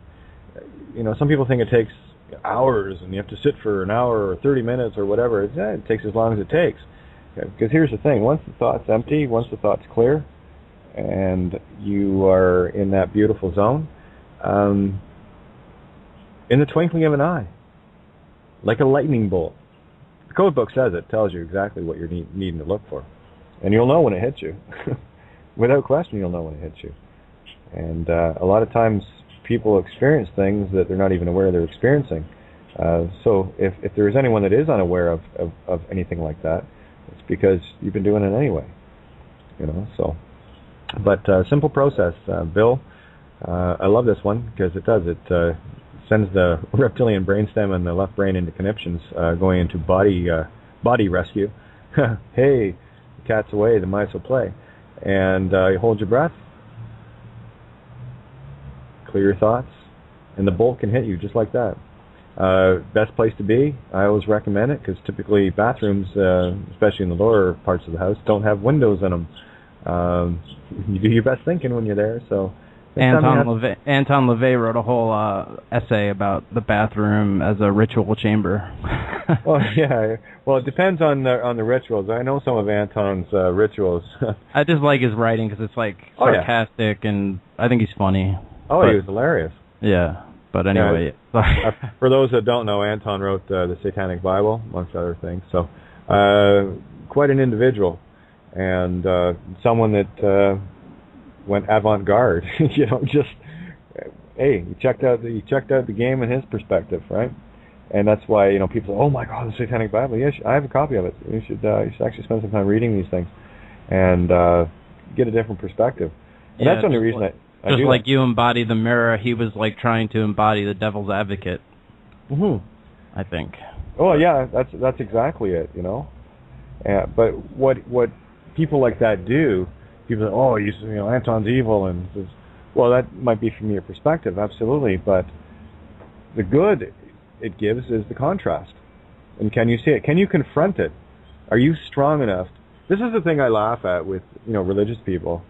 especially fixated on one religion or another, and you tell them, well, have you ever talk to a Christian, have you ever read the Quran? Oh, it's like, you might as well have spat in their face, right? And I said, okay, well, you're really secure in your religion, right? You have it down cold and you're certain of your religion, yeah? Yeah? Okay, well, then read it. Okay. Go ahead. What do you think about Aleister Crowley? Well, again, Aleister, from the stuff I have looked at, these are parts of the psyche that get opened up. And I'll never say that someone is right or someone is wrong. I will simply say they've got a perspective, and there's going to be some gems in there that he's obviously really smart. I mean, oh yeah, and I'm going to look at the work based on the work, not some ideological belief or programming, cultural programming. I'm going to look at it as an observer. What is this? Yeah, mirror. Yeah. I'm going to look at it just to see what it is. I mean, when you walk into a car dealership, do you buy every car, or do you shop around a little bit until you find something that works for you? And that's when you make it yours, And that's it with me. I mean, I'm not a specific follower of anyone or anything. I'm just on my path, and I'm looking at everyone and everything. That's my yellow brick road. I'm looking for my allegories. I'm looking for my breadcrumbs. You have yours, I have mine. I share mine on the air, and this is why I love this, because you guys get to come into the table and share yours too. It's the things that people say to me that trigger me. Go ahead. No, for sure, some things that Aleister write in his book, I think is very positive too. Oh yeah, I mean, again, it depends on the perspective of the individual. I mean, you could take a heavy-duty Pentecostal or Baptist born-again Christian rolling the aisles tight and just say Aleister Crowley, and they've got their fingers up in a cross formation and they're all backing off with a, it's like, what's the perspective? Which he probably would have loved. Oh yeah, no doubt. Did I get myself all set up here? Did I bring my tea out? Yeah, I did. I'm such a silly bitch. Anyway, I just put the kettle on to make some tea, so I just warm up a little bit. It's chilling down here pretty good. But anyway, yeah, again, it's when you go out shopping, do you buy everything you see? No. You just shop. That's what it's about, isn't it? Just kind of having a look around. Do you buy every outfit you see, or do you try a couple on? Do you see how they work? And again, these are all this is a fractal I'm talking about. This is just a living, real-time physical experience to display and show the ethereal spiritual side. That's it. Just because somebody says something doesn't make it true. And I've said that many times about me. Just because I'm saying something don't make it true. All I'm doing is throwing ideas out. I've had some great ideas. I had some real doozies of, that didn't work, but that's okay. Live and learn, and that's one of the things I do love about, not getting it right every time, is because every time I've gotten something, quote, wrong, I learned something. I got the contrast, and I never took it personally. I'm thinking, okay, well, I'll do that better next time. And now I have more information to work with, and that's it. That for me, that's how to neutralize the ego. And when you start, see, look what school does to us, for crying out loud. Like, if you get little X's on your page, your whole persona changes, right? You see kids that get their tests back and they're, 6 or 5 out of 10, and what does that do to the kid? It's a perfect destruct. The worst. Oh, the worst. There's your caste system. I quit. I left. I only made it to beginning of 10th grade, and I left. Good. Done. Smart boy. Yeah. And before that, I slept through the whole day, or got kicked out of class, or whatever. Yeah. And what do you love to do? Make art and hang out, and I don't know, think about stuff, not think about stuff, whatever. Mostly just art stuff, guitar, music, whatever, drawing. So you're in the float zone. That's what I love to be in. Yeah, it's not. Well, it's society doesn't make it very easy for those people, but yeah, it's an interesting thing. Well, that's it. I mean, the whole system is designed to keep everybody in a mechanical, robotic state of mind. Well, yeah, back to what you were talking about with the schools and the rat race of it all, and I don't know, it's crazy. Yeah, completely destroys our ability to be creative because we're thrust and held in the left brain from the first day we walk into school. Yeah, okay, kindergarten's a little creative. You get to color on occasion and play with toys and hang out with your friends, and that's the trap. Oh, school's fun. I tell you, if they didn't have kindergarten, there'd be a whole lot less kids going to school. Thinking, this sucks. You put a kid straight into school to start learning reading and writing and all the rest of it, you know how long they'll last. Not very. Yeah. I hate to be constantly talking about Steiner, but I went to these schools that he invented the curriculum for, and there's no grades. You get written reports by your teacher, and you know how those bumper stickers the kids, the parents get from the school that says my child's an honor student. We have them everywhere. I don't know, just anyway, so the school I went to, it said all students are honored at the Waldorf school, and that's the philosophy. But yeah, I don't know. Sorry. I'm just gonna back you up. That's the bumper sticker. My son or my daughter or my child is an honor student. You know what that tells me? That says, okay, I'm a really dumbass parent living vicariously through my child because I had no way or no means of ever achieving anything worthwhile in my life, but my kid's going to do it for me. Thank you very much. Sounds almost like Yahweh, doesn't it? Yeah. Oh, man. Yeah, you already know. I mean, it's actually really funny that Brian and I we're kind of a contrast too, because I have a master's degree from an Ivy League school, and I managed to turn out okay, I suppose. I'm an architect, so you kind of need these. Well, maybe you don't need the diplomas, but at the time I felt like I did.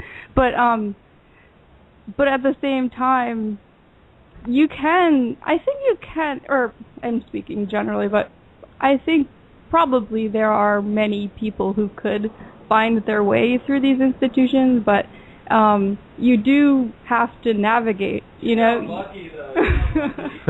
He's yelling at me that I got lucky. I hear him. Okay, good. But I think, the fact that you have to kind of find your own wormhole through it does certainly indicate an issue. And if you're lazy or don't feel like making any kind of effort, I'm sorry to use the second person, but if one feels lazy, they could sort of navigate or never navigate through anything, and just kind of do it. Exactly. These episodes that we do, they're all third party. Because when I speak of you, I'm also speaking of me. So. Oh yeah, sorry, I always forget that. That's so wonderful. Thanks. No, it's that. Again, there's no need to be politically correct in saying you, because I'm including me in it. So that's the pot calling the pan black ass. Okay. Yeah. Every single time. That's called self-accountability, as one is observing and placing shared accountability upon the other perspectives of self. That's all that is. And it's look at go to the video Pink Floyd The Wall. We don't need no education, right? Yeah. And in the video you've got these kids, basically robotic automatons, getting processed through the system, coming out the other side faceless, and then just falling off a cliff. And that's exactly what the school systems do at all levels. Into a meat grinder. into the meat grinder, yeah. Look at the allegory there. I mean, that is a complete overview of, the system society in the image of their god. And they worship, the god they worship, money, right? The one eye, the eye above the pyramid, right? Yep. Looks an awful. Yeah, exactly. It looks an awful lot like that entity in Lord of the Rings, doesn't it? That Sauron. Yeah. Wow. I think these artists are trying to tell people something. Well, that's the thing. That's the joy of the all-knowing is, when you look at the album cover of Stairway to Heaven, what's that, 72, 73 or whatever it was that came out, and the actual cover of the album is the Orion Nebula, and all the nebula cloud formations around it. Do you think the artist was aware they were doing that, or do you think maybe there was a bigger hand at play there? Right? And this is what I'm trying to share with people in terms of the allegory and to see through the surreality of Oz here. Everything is perfect. Can you see it? And that's it. There is no duality here. The only duality there is that which we perceive to be. So when we look out, everything in this game is applicable to you as the individual, as the all. And it's very difficult to try to convey this concept, but the universe moves in accordance with every perspective. Look at the mastery of that. That is the all-knowing. It's perfect. It has to be. You know, why do we bump into certain people in our lives? It's almost like we were meant to meet, wasn't it? Of course you were. That's how the universe works. It works in perfection. There is a grand plan. Can you see it? And once you see it, can you be cause over it? And start to weave the fabric. What we're dealing with here is a really shitty weaver. You know, as Stephen was saying there, the Nag Hammadi has Yahweh portrayed properly as a psychopath. You know, that's this entity, this archonic energy here, that is the jealous God that is spoken of in the commandments, right? It's all about me, me, me. I want to have my creation. You know, think of the 6-7-year-old bully that likes walking around stealing, you know, kids' lunches and beating other kids up, until finally all the kids say we've had enough, and they surround the bully, and the bully runs off whimpering. That's what we're dealing with here, and the bully is already whimpering and backing away and ready to run, and that's the pressure you're feeling right now. That's the purge. It's getting rid of this darkness, and I don't say darkness in the literal sense. I'm using it in a metaphorical sense. Because only in the darkest void within you can your light shine the brightest. And the only way you can allegorically and metaphorically achieve that in the physical is to seek out the darkest things to shine the brightest, to confront the things that you're afraid of the most, to show your true badge of courage. The only thing to overcome here is fear. You're an infinite God, for crying out loud. What have you got to be afraid of? And who has convinced you otherwise? What has convinced you otherwise? Wake up, William. Wake up. But I don't want to. But you have to. And he did. And we will. And we are. So that's, for me, it's that simple. And I will continue on for as long as I have to, getting these messages across, where you guys can come in and get your messages across. It helps me. It helps everybody. This is where you have your voice. This is your table.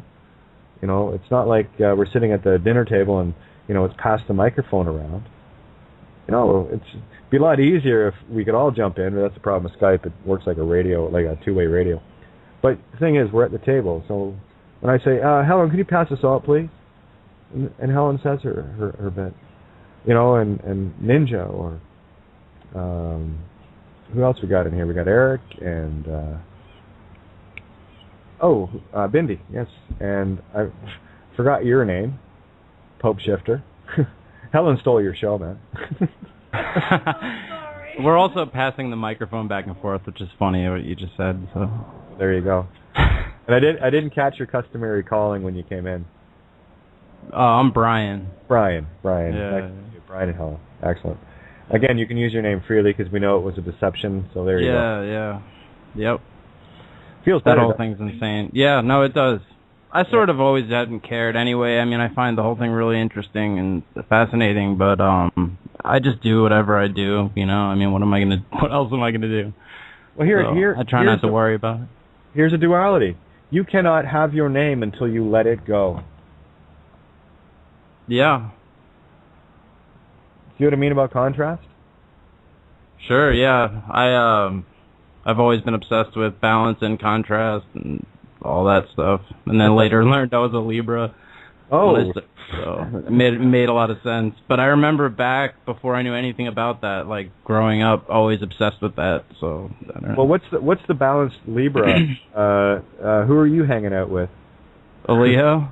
Oh my God, the will of the lion. Talk about, oh yeah, good team. Yeah, I'm Libra too. There you go. There you go. And we got, I know Ninja's Capricorn. What are you, Bindi? Scorpio. Oh, bloody hell. It's Gemini rising, though. I know. Actually, now that you mention it, I remember now.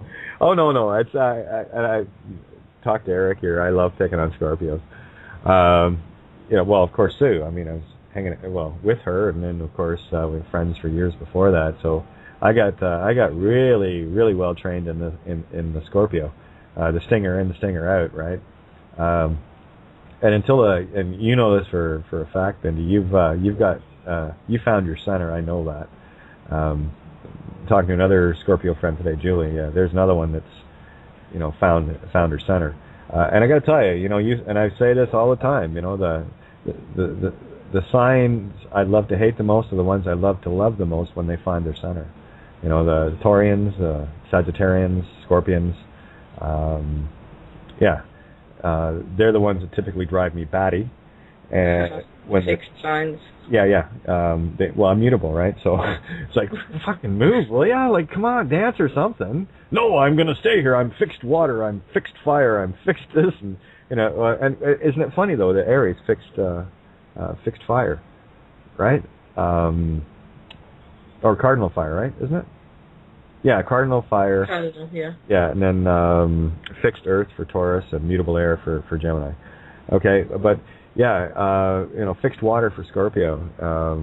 That's the intense emotional, and when you grab a hold of it, and I've seen this manifest in every Scorpio I know. It's when you find that center and see that reflective water pool of emotion as a mirror. Now you got some shit to deal with. That's when the eagle comes flying in. You got it. Yeah. And that's when a Scorpion finds finally its center, and it shines brightly. Because remember, the Scorpio, Sagittarian, and Libra are all in the double negative, right? The double dark. So you guys get the opportunity, more than any other part of the zodiac, to shine the brightest or remain the darkest. It's always a contrast. Now, of course, I love using me as the contrast in the double positive, right? It's very hard for those in the light to find their dark in which they can shine. So that's why I've, it's funny because throughout my life, I've always had those of the, below the horizon. You've got Libra, Scorpio, Sagittarian, Capricorn, Aquarius, Pisces, right? I've always had a lot of those particular signs around me. I know why now. It gave me the opportunity to find my own darkness. And that's, of course, for me, that is the answer.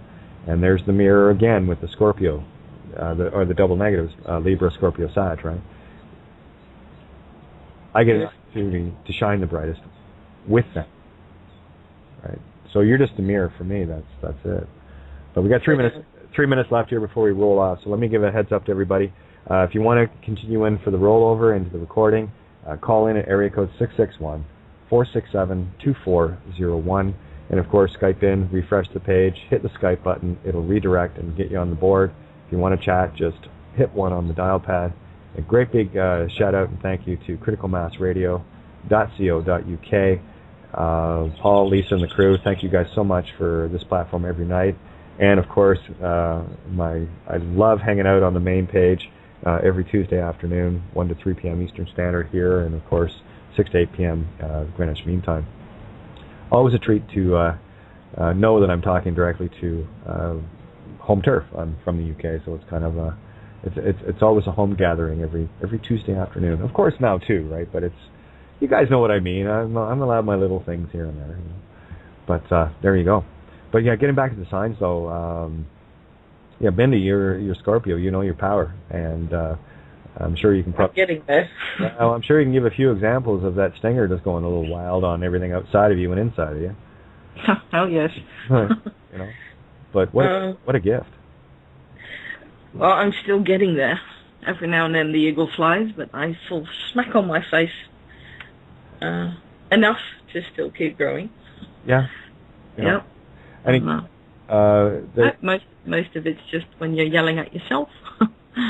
Well, yeah. I mean, like I said, I've been around Scorpios a lot, and well, Sue in particular. So I've watched this manifest. Stinger out, stinger in, stinger out, stinger in, stinger out, and it was a constant back and forth. And of course, being first Deacon Scorpio brought in also the Libra, so there was balance there. And all I need is about an hour to sit and chat with. That's it. Be game over. And I know she'd find her center. I just, like I said, I wish I knew more. But all things for a reason. No guilt, no blame, no regret.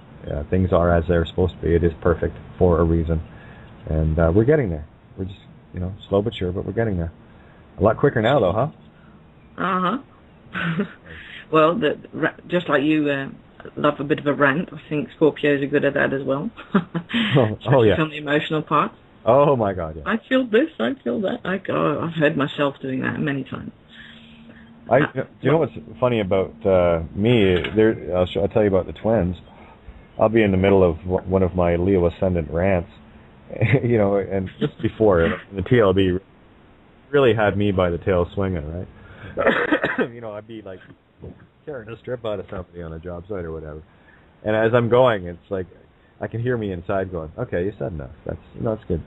Really, seriously, just shut up." Shut up! You've said enough now. And this inner dialogue is going on while I'm and I'm listening. All right, I'll shut up now. I've got that T-shirt too, Kate. But boy, oh boy, But that for me was how to spot the TLB, right? Yeah. I already had a very defined. You need to shut up now, right? So that's me, the kinder, gentler, spiritual aspect, standing back going, well, we'll just let the program run for a little bit. Wait till she shuts up, and there you are. Hi, now I know where you are, and put you in the corner, and you can suck your thumb for the rest of existence. So that's kind of where it is. Well, I must admit that this stinger came in pretty handy when I was a kid and got beat up for about being different about everything I could think of. So I really needed to develop it then, but now I know, put it down, just look them in the eye, and they'll sit. Yeah, but isn't it wonderful to know that you have it? I have a choice now. Now you can take care of business when and if you have to with complete control. Exactly. It's like my granddad said. He said, well, if you want to control your stinger, take the child out of the driver's seat and put the adult there. He pretty much meant put the ego in the back seat and use your higher mind. Pretty much. Very much smart. See, and this is exactly what I'm trying to... I'm really glad you're here, Bindi, because I love... when Scorpios have found their center, because you get to be the living example of what it is I'm trying to explain to you. And this applies to every sign. I just, with my own personal experience with Scorpios, I've had a lot of very up close and personal with it. So it's very close to my heart, if you will. And when someone can convey that, exactly what I'm trying to say, there you are. I mean, we've talked a few times, but it's not like I spent 12 years of my life with you, right? So no, but there's a basic mechanism there. Yeah, exactly. Yes, we're all 1/12 of the zodiac, of every zodiac. So yeah, we're got it somewhere. Well, again with the new RotoSync wheel that Sandra's put together, outlines that very clearly. We have every zodiac within us. Yeah. What part of it we're pulling out, right? Every sign, you go right around that entire wheel, the I am, I have, I think, I feel, I will, I analyze, I balance, I want, I see, I'm going around them to see if I can get them all, I experience, I believe, I know, or I know, I believe, okay? Yep. Those are all the things that we have to go around, but we also have to go around it in the mirror. I am not. I have not. I think not. I will not. I feel not. You know what I mean? So migrate to middle ground. What's that? Shoot to the opposites and then move to the middle ground. I have or I have not, and then move to the middle. Move to neutral. Move to neutral. It's like squash balls. They fly to all sides of the walls, and in the end, I bounce right to the middle. Exactly. All you have to do is wait for it. Yep. And that's it. And there's no kicking, no screaming, no fighting, nothing. It's just it is just an intentful choice. That is it. Yep. So, I better check Skype because we're in the roll-off. So let's see if who wants to jump in with me here. I'm pretty sure Kishi will. Okay, Steve. Yeah, I gotcha. Let me get Steve in here. Okay, let me get Steve. Sorry, I'm a little slow on the uptake here, guys. I just kind of get caught up in it. And hey, Kate. How many days back do you have to go for the Julian calendar? I believe it's 13. 13. My feeling was it was 6. I'm gonna go back and research that. Yeah, I was curious. Just to verify that, because I think it was a 13, either 6 or a 13-day adjustment. But because I remember looking at that back in Ian Lungold's work that he was doing, and I remember checking that out. But that's going back quite a few years. So, but it resonated when Zoe brought up the whole civil calendar, Gregorian versus Julian. It really resonated. I think, oh yeah. Yeah, I'd like to go check out my chart for that. Yeah, well, if it's 13, who did we lose? Hopefully it's not the whole... I could just research it too. I remembered you were talking about it. Yeah, Ninja, can you still hear me okay? Yeah, fine. Okay, no, I heard a drop off. I'm thinking, because we're in the recording now, I lose this call, we lose the show. Oh, that's just a heads up. If my Skype's not responding, I think we're going to get zinged here, guys.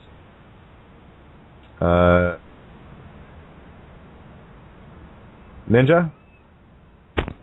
Yeah, I hear you, Kate. Okay, just keep your mic there for a sec, because my Skype wasn't responding. Just so I know. I think we lost. Who did we lose? No, it looks like everyone's still on the call. Oh, yeah, everyone's still on the call. Anyway, so... Okay, yeah, I got room. Sorry, and again, guys, sorry for the slow uptake when we cross into the rollover. I do my best to get on it as quickly as possible. Let me see if there's one more here. Lots of room on the bus. Lots of room. So, what are all the signs we have in here tonight? Do a round robin. Aries. Yep, Aries for Sagittarius. Kishi, Sagittarius. Bindi, Scorpio. Brian is Libra. Helen is Leo. Eric is Libra. Did I say Ninja, Capricorn?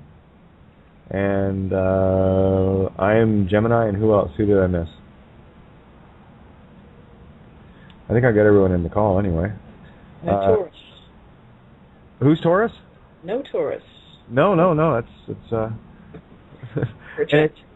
exactly. And now, and I do want to say this about Taurus.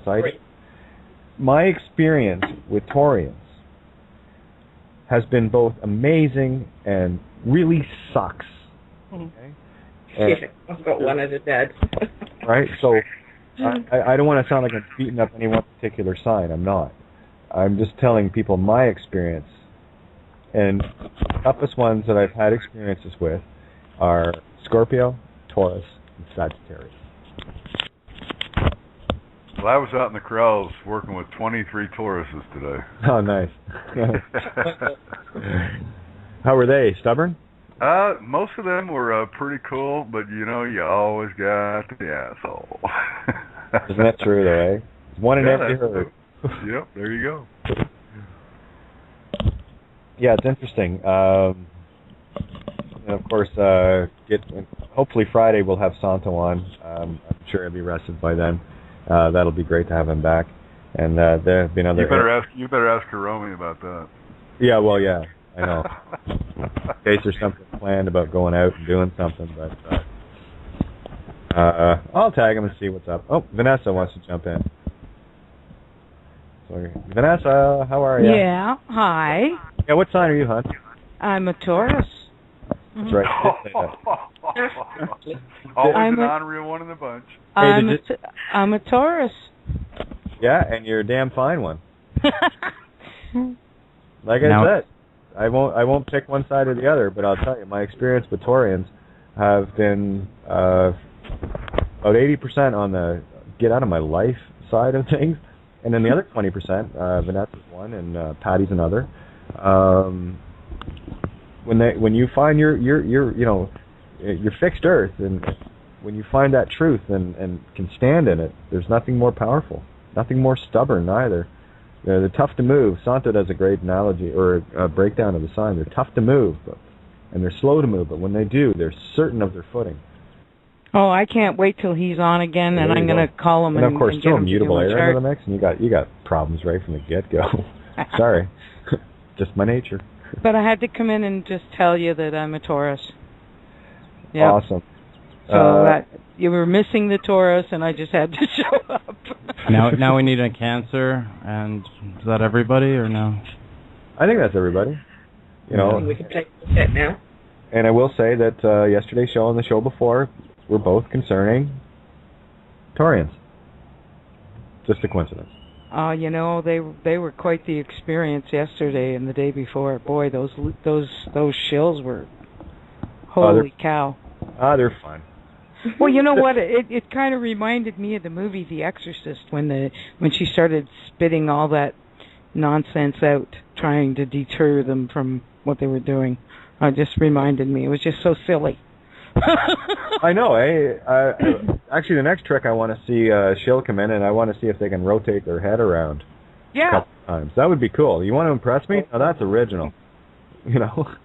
Because you ain't going to twist my head. I'm just going to, well, I might turn a little bit, look at you, laugh, smirk, and move along. But other than that, thanks for the original, actually, the two last night were terrible. The ones we had before, now, there was some originality in those guys. But the guys last night, I mean, I was like, please, I know. Call Howard Stern. He'll enjoy that. Call Alex Jones. He'll enjoy that. But, you don't want to do that because they're already doing a great job of distracting the masses, so... It sounds like graffiti from a bathroom. Yeah. When they come on. Yeah, walking wall of graffiti. It's just like random curses and... Yeah, for a good time call. It's like, no thanks. No thanks. Yeah. Wine and dine that? Don't think so. Not a chance. But, so we covered Orion pretty good, I think. I didn't finish the steps. Let me just quickly do that. So let's gather all the cattle into the religiocosis buildings that are actually capacitors that are generating all this praying power to pray on each other, this intent that is getting directed through the domes, David LaPointe, Primer Fields, as above, so below, and getting directed to, the center of creation of this particular galaxy called Orion Nebula, which brings all of the young stars into this trap. Time to shut the door, don't you think? For sure. I think so. Can you ask you something? Go. Hello? Yeah, go. Do you think the reptilians are the big boss, or the Archons, or these guys are the same? I don't know. We're the boss. What's that, Stephen? We're the boss. Yeah, absolutely. I don't care who wants to pretend to be the big boss.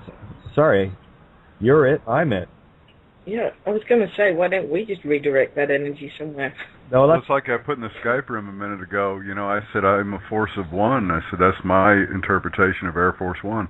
Yeah, I'm steering towards Cygnus, baby. In Cygnus and in health. Let's rock and roll. And it goes back to the Cygnus constellation. That this goes back to Newgrange, by the way, and I do like to look at certain things on the planet that were built a long time ago, especially a remnant of Atlantis called Ireland, the last little piece sticking up. And there at Newgrange, just north of that, 5 miles north and to the west slightly, there's another building. Now, Newgrange is all set up for the summer and winter solstices and equinox alignments and what have you. But when you go up this trail, 5 miles away, there's this little innocuous building that is dedicated to only one constellation, and that constellation is Cygnus. And Cygnus is the swan. Swan is the divine feminine. There's your allegory. So that's where I'm heading. That's where I'm steering my ship, my mind, and all my intent is focused on Cygnus. Cygnus. Yeah, might explain my Skype handle. For those that don't know the transition of my Skype... Loretta, don't they? Oh, I know. I mean, Steve mentioned it yesterday. You know, there's no coincidences here at all. No, none at all. You know. Sorry, go ahead. Oh, that's fine. So we got with me the transition for me. It started off, and I remember the reaction I got when I first put up the Ugly Duckling as my Skype handle, and people go, "Oh, Kate, what are you?" No. You never read the story, and I knew I'd get that reaction. But it was a double-edged sword, right? Because I'm an allegory as well, and for me, looking in the mirror, I was always the Ugly Duckling, right? And what is the story of the Ugly Duckling? It is the one that doesn't fit in. It's the one that tries to makes friends with everybody, and is born into a family of ducks and is ridiculed and beaten and sent off, and then goes to see other friends, go in a nest with other birds, and the Disney version of it's beautiful. It's only, I think, 15 minutes, but the allegory is very, very clear for me. So I put as my Skype panel, this is about a year ago, I put the Ugly Duckling, and then as I started coming into my own and starting, I had to give myself transitionals that worked for me, and they were duly noted points of my own awakening.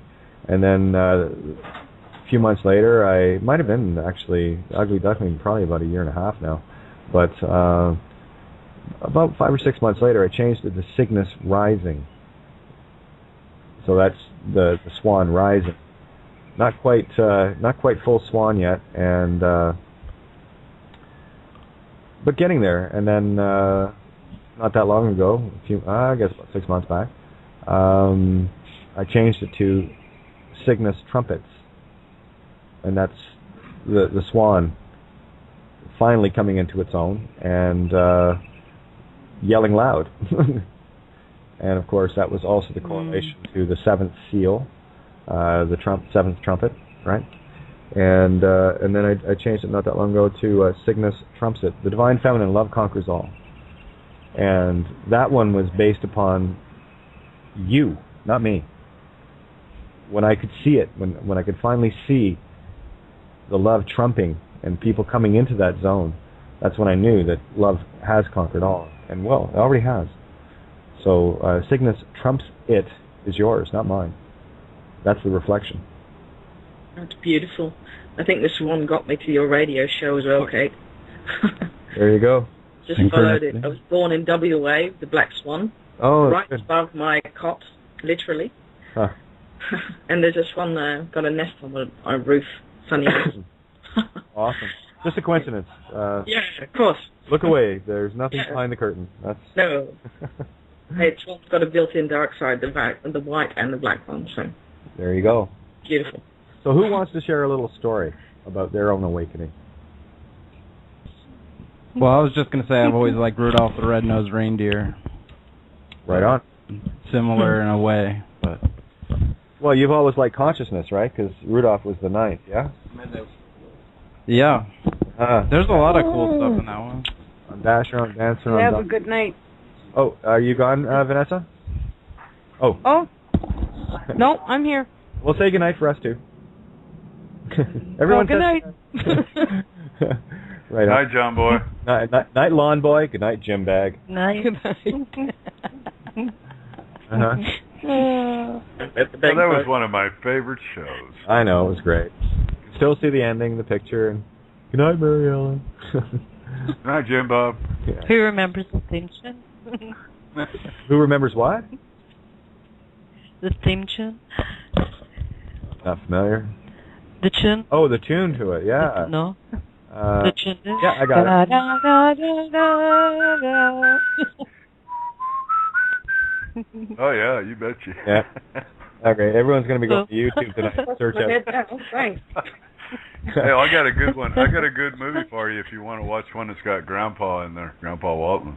Oh, what's that? One of my favorite all-time movies with Will Greer. It's Robert Redford and oh shit, I just lost the name of it. Jeremiah Johnson. There you go. Jeremiah Johnson made his way into the mountains, betting on forgetting all the troubles that he knew.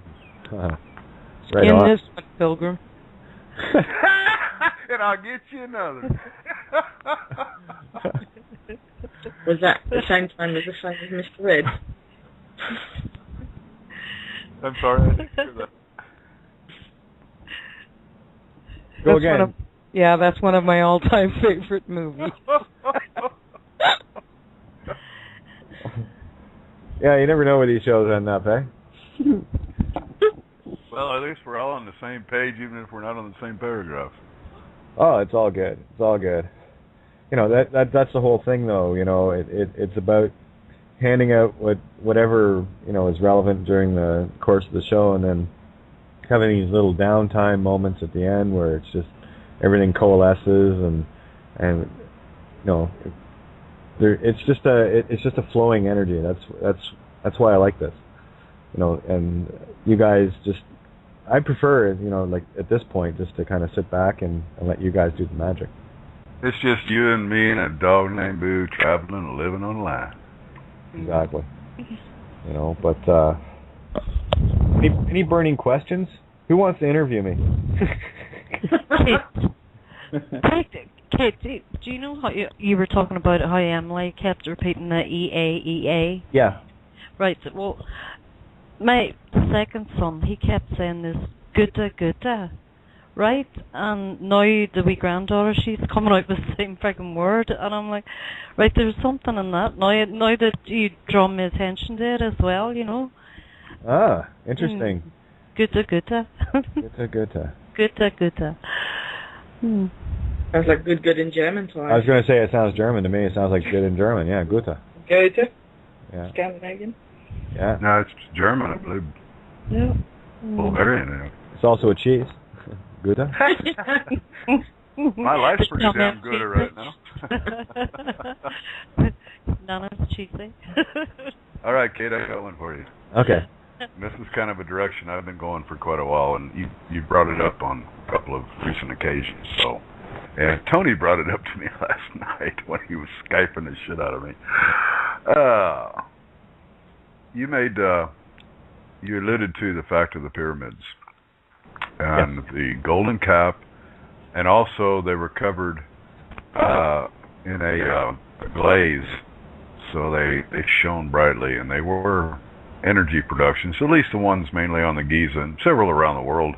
And Gotepi is, another example of a different type of structure that's more harmonic rather than the electrical.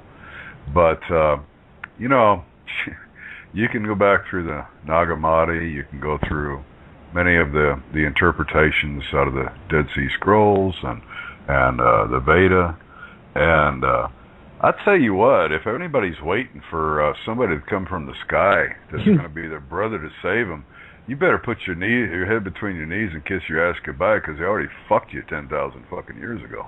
Yeah. And so you're right on that. But if if anybody in this room has a doubt about that, you could probably allude to that. Well, yeah, the Egyptians, it's made quite clear that the Egyptians were all about slavery and ulterior motives. Now, that was one of the big dividing points with Tony and I. This was probably the biggest one, and this was where I basically said, well, if these roads are never going to meet, not as long as we're talking about it, he'll have to come do it on his own. But, the duality says that something is either good or evil. Singularity says it's both, and you got to get neutral on it. And he could not even fathom the notion that the pyramids were somehow evil. Well, I don't know if I'd call them evil exactly. Of course, it depends on what your depiction of evil. On the intent of how they were used. Patriarchal. Oh, okay. Well, I put evil on the intent of the spiritual, the upper level of that part, but on the physical, that's where I put that intent with the pyramids. And whether you believe the stories of out of Samaria and everything, and the genetic engineering and the story of Noah and all that, whether you believe it or not, it shows the intent in every one of those stories, and the intent was for power control, manipulation, and negative creation. Exactly. And you made another great point tonight, which I agree with, about technology. And, Yeah, that's replication. And why would we want to replicate what we already are? That's the mirror for me. Exactly. And those that are worshiping technology are Atlantean and destined for another round of doom to try to figure it out yet again to get back to base. And those that are moving towards the stern, the divine feminine mind, the ragtags on the Poseidon, the ones that are walking away from it to find themselves instead of losing themselves in an external god, a graven image. Anything that is, for me, that is technological is mimicking that which we can already do. And there's, again, another mirroring of the universal law of spiritual creation being mimicked by the phi-psi call, right? So, and for those that have never heard the phi-psi call breakdown, phi, sacred geometry ratio, that's this realm, and psi, which is a spirit trapped in this realm, and a call is a harvest. So when you're stuck in the physical, you are the harvested. You are on the ghost ship, and you will be harvested and recycled. Get it? Yeah. I can add a Lemurian perspective to that. It's the Atlantean are very hooked on the technology, but if you do it from the other side, the more sacred feminine. I tried to do it in the chat too, but nobody caught on to it. That internet is actually telepathy practice. Yeah, absolutely it is. We're practicing until we don't need all the gadgets and the mouse and the trappings. Well, it's the other night Ninja had we were talking, and it was funny. She asked me who she was thinking of, and I got the visual in my head right away, and it was right on. It was instantaneous, and it's like, oh my. And these are little indicators of connecting. Like you were saying, the internet is Ethernet, right? That's the ether cable, which is, as you say, it's a perfect allegory, a mimic of what we can already do. And what the technology that we have, all it is to me is to show us what we are capable of without it.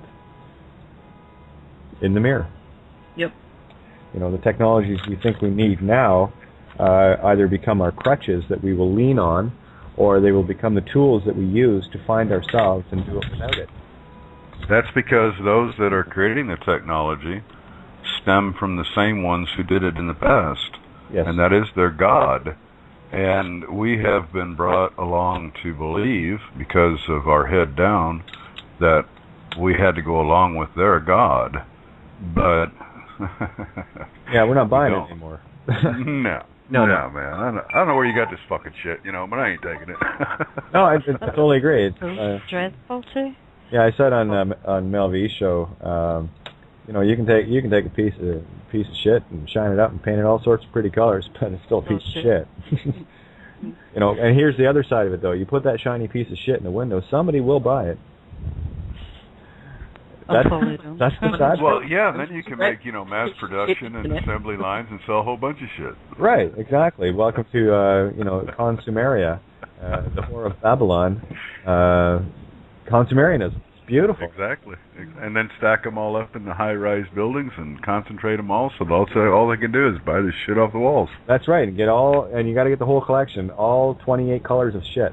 $19.95, and just now, if you add, shipping and handling, we'll send you twice for the same price. Or better yet, for no shipping and handling, and for shipping and handling, we'll send you a second one. Shipping and handling is $17.95. Foreskin included. I know people fall for this shit all the time. So I'm looking at it going, why would I? Never mind. I got two of them, and it was only shipping and handling. How much was shipping and handling? It was $5 more than the actual price. Yeah. Yeah. How about the Happy Meal shit? The free shop stuff with everything. Yeah. That's worse. If you buy it, it's your own free will. Yeah, exactly. But the other, oh man, and kiddies, they're targeted. Oh, totally. Made in China toys, and as I call it, landfill, future landfill. Exactly. Yeah. Take a walk through a box store, and what do you see? I see future landfill. What do you see? Yeah. I don't even go into the stores anymore. I got a town 20 miles away from me. It's got about 4,000 people in it, and I have to go there about once a month. Yeah, like I go down to the shop, maybe once a week to pick up was it yesterday, I think? Yeah, yesterday I went out and grabbed some cans of beans, and I got some lettuce and tomatoes and tomato juices, a couple other things, bread. And that's pretty much what I do. Or I go hang out with, take a run down to see Jim, or I go up to see Vicky and stop by, see my puppies, and Sue's there, piss her off, and just for breathing and shit. And I just leave her a few bucks, and that's tell her, well, that's all I ever wanted, so there you go. I'm just helping to take care of the puppies, and that's my incessant need to give. And sorry, I'm just being selfish in that one. See what I mean about? Oh, go ahead, Stephen. Well, I was just going to say we had some great telepathy going in the chat room tonight, and it's wonderful when you when you can realize that we've been talking to each other all day, and we just come together in the chat room for a couple of hours, and we can just love upon each other because we know what we've talked about with each other all day. Right, and we do telepathy. We just don't even understand that it's happening all the time. Well, I remember when you first came into the chat room, you never did those. Remember? Yeah, never have. And we can talk all day long about people getting misconceptions of things that are written, but I will hazard to say that you've been in there long enough to see for yourself that you don't need to see everything that's written to know what's being said. And that's and this is what Bindi was just touching on with the telepathy, and that's exactly what it is. Because during these little conversations, you get the sense that everyone is sitting around the table, and you can hear them. And you get right in the flow of it, and you don't have to write much, and all the concepts are carried. That's the joy of that room. That's why I love bringing people into it, so that they get to experience that. It might take a few days or a week or two or whatever. But then, especially people that haven't done it, then they get into the flow of it, and that room has just lit up over the last month like crazy. It's beautiful. I mean, it's been really busy before in the past and whatnot, but lately it's just. I'm checking it in the morning. There's like 500-600 posts. It's like, okay, well, I can't read all those, but so I'll scroll down and catch the last dozen or so just to get. Oh yeah, okay. But the thing is. And this is why I don't worry about it. And people might get stressed out. Oh, I got to. No, you don't, because you showed up exactly when you're supposed to. Everything else is not relevant to you. And yeah, I know. I looked back through some of the posts and I realized, no, that wasn't relative to me at all. Yeah, and so you showed up exactly when you're supposed to. You entered the stream, the flow, where you were supposed to, and you go with it. You go from there. And notice how nobody misses a beat at all. Yep. That's telepathy, and that's showing up. I even got an offer for baked goods tonight. Oh, did you? Yes. Mm-hmm. Good Irish scone, Kate. Oh, maybe the name should be telepathy. Yeah, there you go. Telepathy, I love it. Oh, right, the dictionary according to Bindi. All right, I love it. Oh yeah, I'm trilingual, so everything goes everywhere. I hate spelling too. Me too. Somebody threw out tonight. What are you doing, Steve? Throwing out sounds? And I said, no, I don't throw out anything. I just put my intent there, and everything flows. Yeah, and there's the magic word, and I want to drive this one home again. And when I was talking to Julie today, she was talking to me about corporate, and she was talking about feeling the need to do things, and she just went through the process of writing out a bunch of stuff, and she was thinking of sending or whatever, and I says, "Hon, you don't need to do that. The only thing that I see the value in it is purging, to get that camel off your the load off the back of your camel, right? Unpack. But then I said to her, I says, what you're dealing with and what we've already talked about, you already have what you need. You just got to make it yours, and that's the I who shall not be named. The intent is there when I wrote it. It is of the affirmative only. Spell is broken. The words are very carefully chosen, with the proper intent behind them. Everything is covered meticulously. That's why I take my time when I write things. So if you can grasp the concept and know that the intent is already there, if you can agree with that intent and the purpose behind it, it's yours. You don't have to write it. It's already written. And I will hazard to say that writings of this particular type, I'm the only one I know that does it in this particular way, because I'm your part of your puzzle. So, as you are part of mine. I mean, and here's the thing, and I keep telling people this. Everything, and I told Julie this today, everything that I write is the net result of a co-created me. It's yours anyway. The intent that I'm putting out is the intent that I'm resonating with you. So how can it not be yours? Of course it's yours. Just because I wrote it doesn't make it mine. It most certainly doesn't. It makes it ours. Because I'm writing from that perspective. I'm not writing for me. I'll put my name in there and everything else to show people what I am doing. If you can grasp the concept and make it yours, that's the difference. I write templates, but not everyone can use them. They're meant for everyone, but until you get that concept that the sigils are busted, the language is decoded, the divine feminine has been recaptured, we see where it was trapped, we see the deception, we see the fraud, we just call them on it now. That's all. And she was worried about, wanting to physically do this, that, and the other. I said, honey, you've already done what you need to. And of course, there's nothing I love more than, a Scorpio or a Taurian getting it, just nailing it home. Because there's some serious shit power coming out. She has no idea what just putting that words down on paper, that put her intent out into the realm, and the amount of power that put into it is incredible. Well, yeah, one of the things though and I'm glad you brought this up, because one of the things she was saying, as she was writing it, she could sense her anger rising and all the rest of it, and then she would stop and start rewriting again. So that was a beautiful condition, and she told me that. So it was a beautiful rehearsal or conditioning for herself to see where her TLB is, to take that angst and anger and hate and all the rest of the negative and pull it out and get it into the unconditional. And that's looking into your own mirror. Yes. And that's the hardest one to look into. And I've said that all along. The hardest mirror you'll ever stare into is yourself. And that's why, me, I'm a stubborn bitch, and I will be a bright shining mirror for anyone that comes to me. Eris and fire, the cardinal point. Yep. Scorpio and water, cardinal point. Oh yeah, direct opposite. And isn't it funny? Actually, Julie's husband is Aries. So you got she's got fixed fire and fixed water. Get out of there. Yeah, she wanted to talk to me, and I mentioned that to her tonight as the direct opposite. We will talk. Oh, absolutely. And she's a beautiful soul, and she's found her center.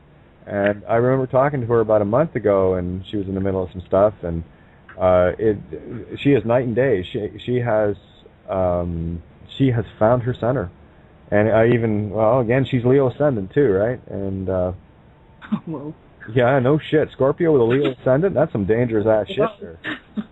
Oh, we're going to talk about organic gardening, so she's going to have some plants that are going to have some kick-ass fruit, man. There you go. And again, it's me. I only want to focus on the individual's power, and I had a good chat with Eric today about that. And I said to Eric, I'm at a point now with you that I can come right at you with what you need to know, and that it's coming at you with only the intent to power you up, to get you into that neutral zone, where that garbage that you hold on to and all the rest of it. I told him tonight, or this afternoon, I told him. I said I brought in some grocery stuff. I said, yeah, I got to go grocery and get. I just said, Eric, no, you suck at grocery shopping. You spend too much. You're fucking Scorpio. I'll do that. I'll take care of that. Okay. You worry about what you need to. I got that covered. Okay. So, and he just looked at me and laughed. He said, you're right. I said, well, I'm just observing, right? You put the most dangerous thing to hand a Scorpio is an open wallet. Right? Oh, I want. And then go get it, right? And that's a hard one. That's why you got to say, I don't want. And that's not sign specific, but it's. I've seen it a lot more with and it's okay. This is the thing. When you can look at yourself, especially the zodiac is a great way to look at yourself as a reflection, as above, so below. You're the allegory. Can you see it? When you see your powers and your weaknesses, right, you got to take the good and the bad with your sign. Not everything in my sign that I've got is good. I'm very fortunate what I do have, and my PowerPoints far outweigh those things that will drag me back. That's because your power comes from your weaknesses. Exactly. When you see them and understand them and reflect back, then you get the opposite, which is just the power. Well, exactly. See, my weakness as a Gemini is think and light. Because it's double positive, I think. So I have to look at the mirror and go, double negative, dark, I don't think. Ah, there's my key to get home. Yeah. Well, you pinned my ears back the other day. How did I do that? Like the knob on the radio. Like the knob on the radio. If it's too soft, it shits. Too loud, it shits. In the middle, again. Bingo. So how did I pin your ears back, Stephen? You've piqued my interest now. Oh, well, I love when I pique your interest. Because I am a true Aries. And, yeah. And you brought up my mirror to me the other day, which I knew and understood and had thought about, but you brought it right up to me, and you brought the words out, the ones that I hadn't spoken to myself. And those are, if you am what you am, then can you look and say, I am not what I'm not. There you go. Mirror, mirror. Oh, man, powerful. Well, again, with me, I had to shut down the most difficult thing to shut down within me, and that's the think, right? And when I was able to do that, I've been able to do it for quite a while now, but it's no easy task, I assure you. I really have to put, I wouldn't say effort into it, but I have to put my attention on it. And well, the thing is you can go for quite a time. Again, but you only get one. That's all. That was German, even. For God's sake, an Irishman talks German to you. Shit. But anyway, my experiences have been traveling for years, and but my major shift in my outlook came in 2008. And echo. And it took probably almost 2-3 years to really understand what happened in 2008. So it's good. Not all things come to you right at the moment. You move through them. You may not have the understanding, but if you keep moving forward with it, it'll eventually come clear. Agreed. Absolutely agreed. Kissy, you need a shot of little Irish whiskey there or something, huh? No, it's not me. Oh, I'm sorry. Dante? Well, somebody needs a shot. I'm staying out of this. I know better than to pick on a Scorpio. Yeah, well, Keisha understands what I said. Oh, yeah. I'm good. I have my tea here. Dead on. Dead on, sir. I hate when they do that. Now I got to think about what I'm saying, how I'm saying. All right. Oh man, I tell you though, I meant that tonight. As far as going out to hang out with people and have sit-arounds. I nothing I love more than to hit a few different places and do shows from there and have everyone chipping in at the same table while we're at the table. That's kind of cool. I think that's. Well, I hope there's somebody up in your area. If I was closer, I'd be there. Oh yeah, absolutely. It's. I'm just looking forward to the day, which will be soon, where I get a chance just to hang out with you guys in the Five-Side Call. Oh, beautiful. I can't wait for that. Well, we'll have to because there ain't too many people. I'm coming to Canada or somewhere around that area, by the way. Oh, are you? Oh, I. You think I'm missing out in this party? If not, I'm coming, no chance. I think maybe we'll all come meet at home. Yeah, that works great, Kishi, until you're about the 5th or 6th day into February. And and tell me how you feel. You got the wood fire going really good. Yeah, after you've had enough of winter and you still know there's about 5 or 6 weeks to go, and you go, oh shit. Hey, did I tell you about my radishes? No, what's up with them? I don't know if you know much about growing. Have you ever grown many plants or anything? Yeah, I used to have a garden at the house. Okay, well, I'll give you 2 examples of some of the weird stuff I was talking about last night that everybody needs to pay attention to. I had 5 cabbage plants that made it completely through the winter. They were still alive this spring. Wow. Yeah, really. And they produced cabbage heads last year. But the plant stayed on.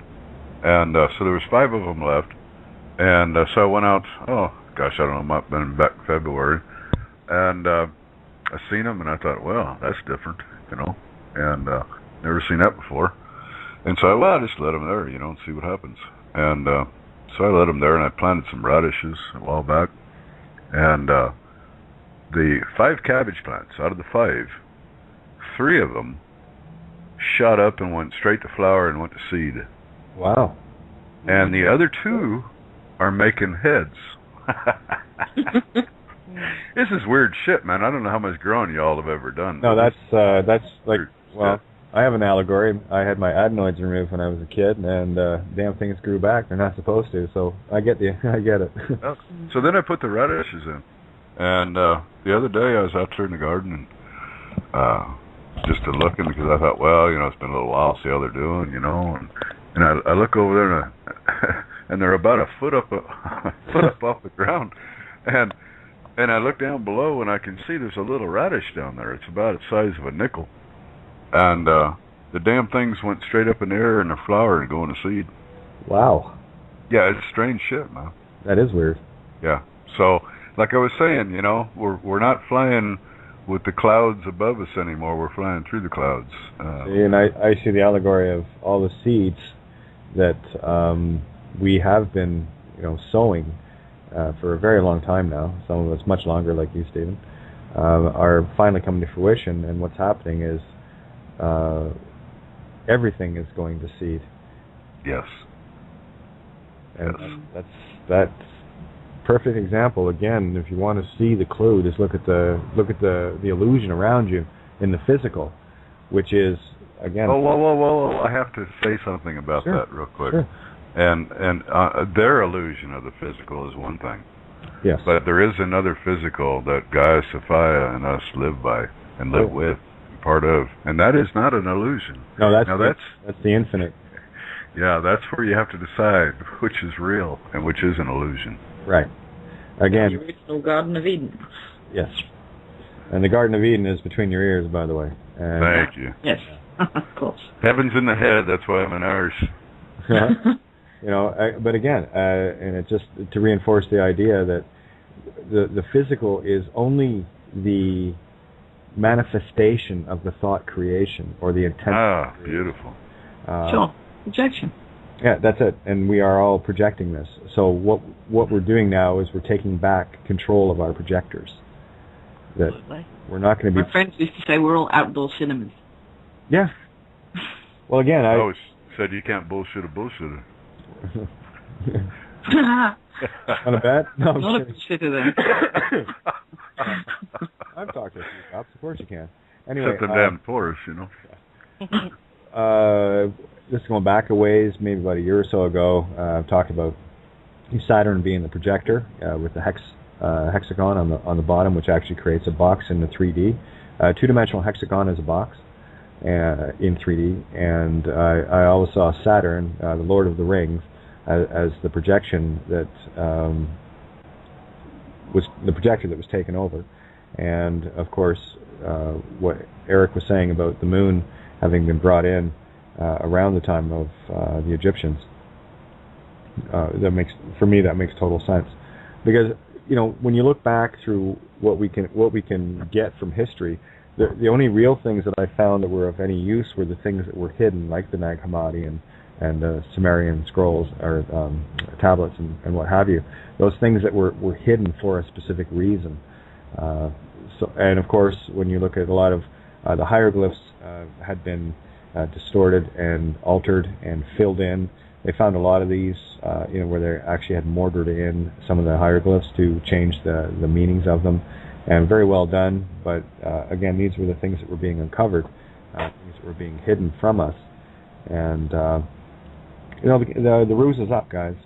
They know it, and all you have to do is look at what they're doing in terms of fear porn ramping up, that for me is a laughable reflection of their fear. It's their fear manifesting into the extent of the things that they have to do to try to scare us, and it's not working anymore. Every day, more and more awake because of the energy vibrations that you guys are manifesting and holding in place. It's like I said to you the other day, Stephen, like from the movie The Postman, the answer was given to me as clear could be, in one of the most beautiful epiphany moments of realization I've ever had. When she turned, Kevin Costner and I can't remember her name, the actress, but they were talking about dancing that night, and he said, "Well, I don't know how to dance," and she just looked at him, and this is what hit me right between the temples. All you have to do is hold on. Oh man, and that ain't that something. Oh. And that's all you gotta do. In this dance, this dance of the void. Yeah, you and your damn jitterbug analogy, though, kind of threw me off. Well, sometimes it's a waltz and sometimes it's a jitterbug, okay? And you were spot on though with what I was feeling. It was a weird, strange day. Yeah, you were all over the map. I've had many of those days. That's why I know the jitterbug. That's the most common dance I have to dance. Lately, it's been like yesterday and Sunday. That was jitterbugging, and today this is a mild waltz, and occasionally, well, actually, the last 2 days are more like tangos, if you know what I mean. But yeah, it's all we got to do is hold on, and while we take our masculine, intentful ego too far to try to lead the dance, what we need to learn to do, this is for me, this is what worked for me, was I had to learn to be led in the dance, to be the divine feminine. My intention is already there. All I had to do was learn how to let go of it. Tantra dancing. Yes. Oh, I love that. So, and that for me is the re-grasping of the divine feminine. That is the swan. That is Cygnus. And again, these are, I got to tell you guys, every day the allegories get clearer and clearer, and that's that Polaroid finally coming into focus. And it's all because I let go. It's all because I'm just, and here in the process of letting go, all I have to do is hold on. You see? It seems like a breakdown. It's actually a breakthrough when we can see it. Oh yeah, and it's all there. And I think all I'm trying to share is, like in They Live, I'm just trying to pass around the glasses. Check this shit out, And some will and some won't. And I think it's interesting how you've used the word I so many times. Yeah, there you go. Keep projecting, Kate, because the veil just gets thinner and thinner. Doesn't it, eh? Just waiting for the time then we all can give up this whole shit of veiling. Yep. Nothing is veiled, nothing's nowhere hidden, just in plain sight. What are you going to do, dance naked in the moonlight? Well, I will, but I'll probably confuse the shit out of a few people. Steve, hey, Vanessa, I'd make a great Taurian. Tits on a bull, you know what I mean? Yeah. Steve, I'm getting a lot of messages from you, darling. Yeah, you and I, we somehow we connected on this. I like don't know. Time. Like time. But there we go. There's the dance. The dance that you have to hold on is the one you have to let go. At the same time, there's your neutral point. By letting go of the lead, now you can be led and lead at the same time just by holding on. It's a beautiful 0 point.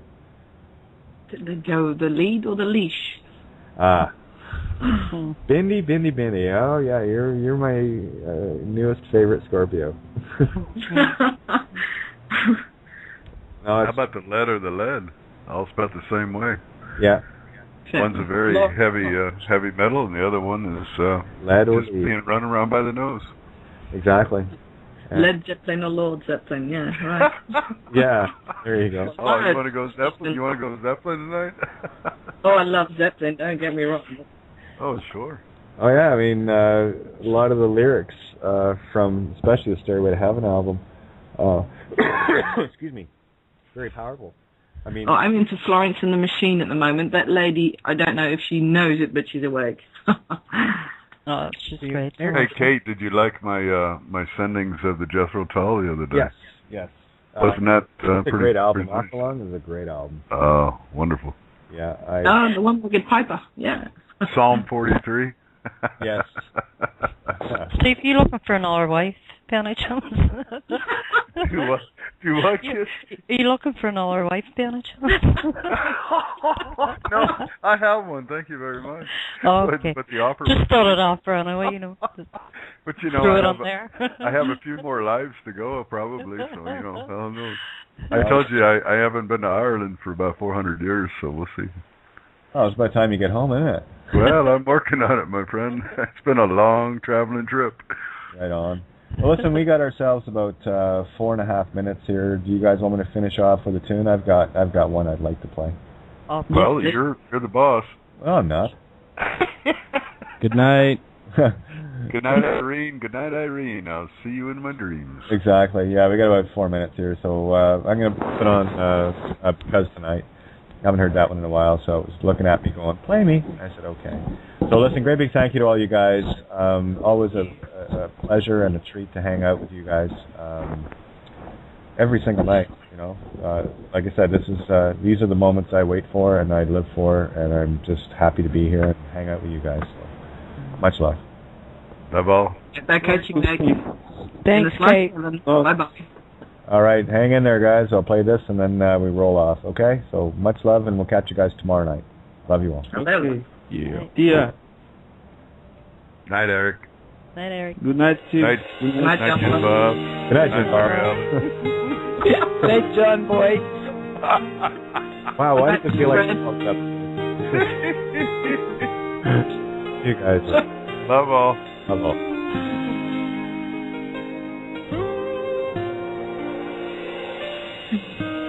Hope tomorrow finds me safe in the arms of love. I pray tomorrow comes and you'll be there. In your eyes the dreams we promised we would see. Come tomorrow, bring the dawn of you and me. Because tonight feels a lot like forever.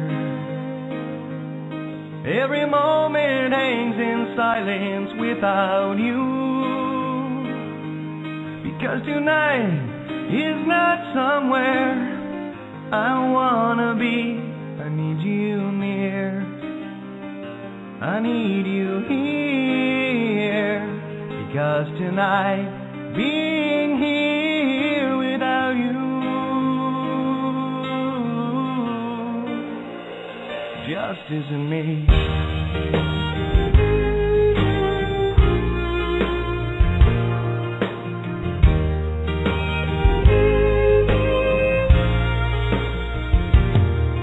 When you see the stars tonight, do you remember? Can you still taste the wines of passion deep? And wake tomorrow, do you miss the night now gone?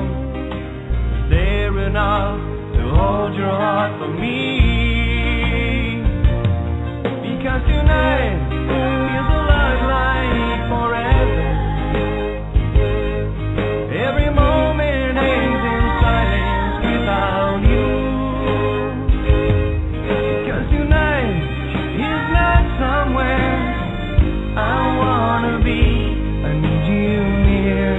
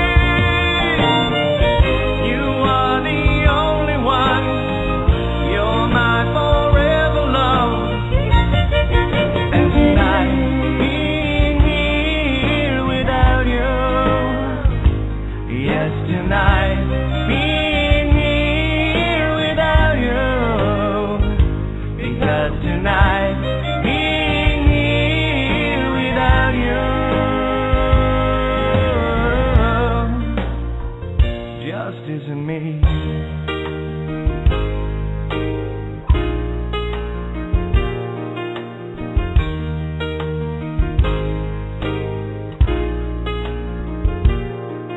So I hope tomorrow finds me safe in the arms of love.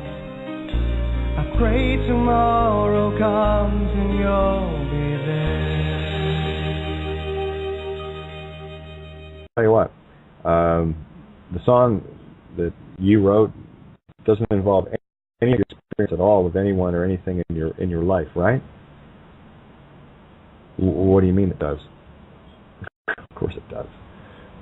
We are the sum of our experiences. The complete whole of everything we've ever went through, ever lived through. How can you claim to be original? See, here's the thing. The only way to be original is to understand that we're co-creating. And you are the original work of art, based on all the different paintbrushes you come into contact with, other people, animals, nature, chaos, order, jars, whatever the case may be. You will be the net sum of that experience, things that you have lived through, seen, experienced, right? So it's very difficult to claim anything in creation at all because you're the net result of creation. Silly. So why don't you just claim nothing and claim all at the same time? Would that not make it simpler? I happen to think it makes it very simple for me. I don't have an issue with it. Thing is, I know where things derive from with me. I've often said that the only time a song I would ever deem to be mine is the first time I play it for me. Then I'm going to have my own concepts of that song. And as soon as I play it for anyone, if you get a slightly different picture than me, then whose song is it? I guarantee you'll get different pictures than me. Absolutely you will. So, there you go. So don't mind me. Just kind of having a coasting kind of evening here. I'm very happy to do so, because I get to hang out with the coolest people on the planet. You! Imagine that. What are the odds? Sorry, just plugging the kettle in. Didn't get a chance to get my tea together, and excuse me. Oh, yeah, sorry, just got a little frazzled starting off with the show tonight. Like I said, I don't like having to fight my way onto the computer, so. But, hey, I got here. We made it. And, of course, for those of you interested, I know that we got a bunch of people already called in right now, but just a reminder for people. You can call in at area code 661-467-2401.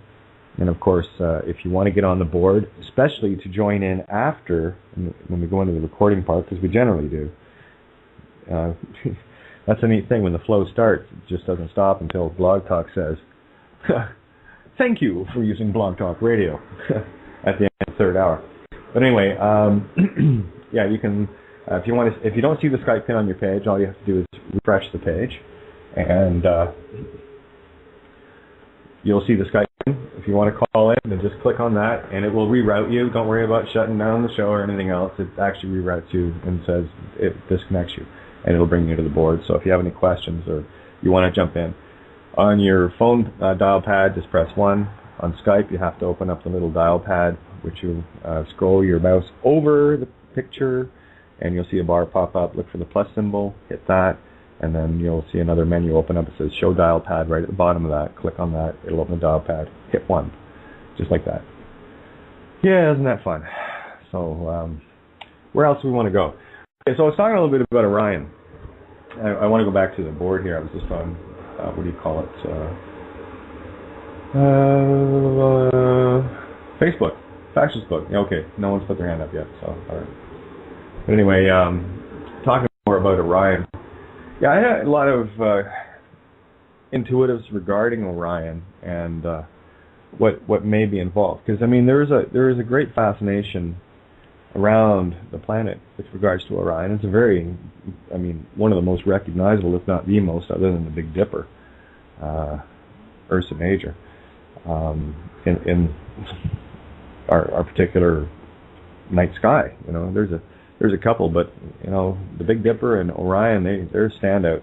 You can't miss them, especially the belt of Orion, the 3 stars across there.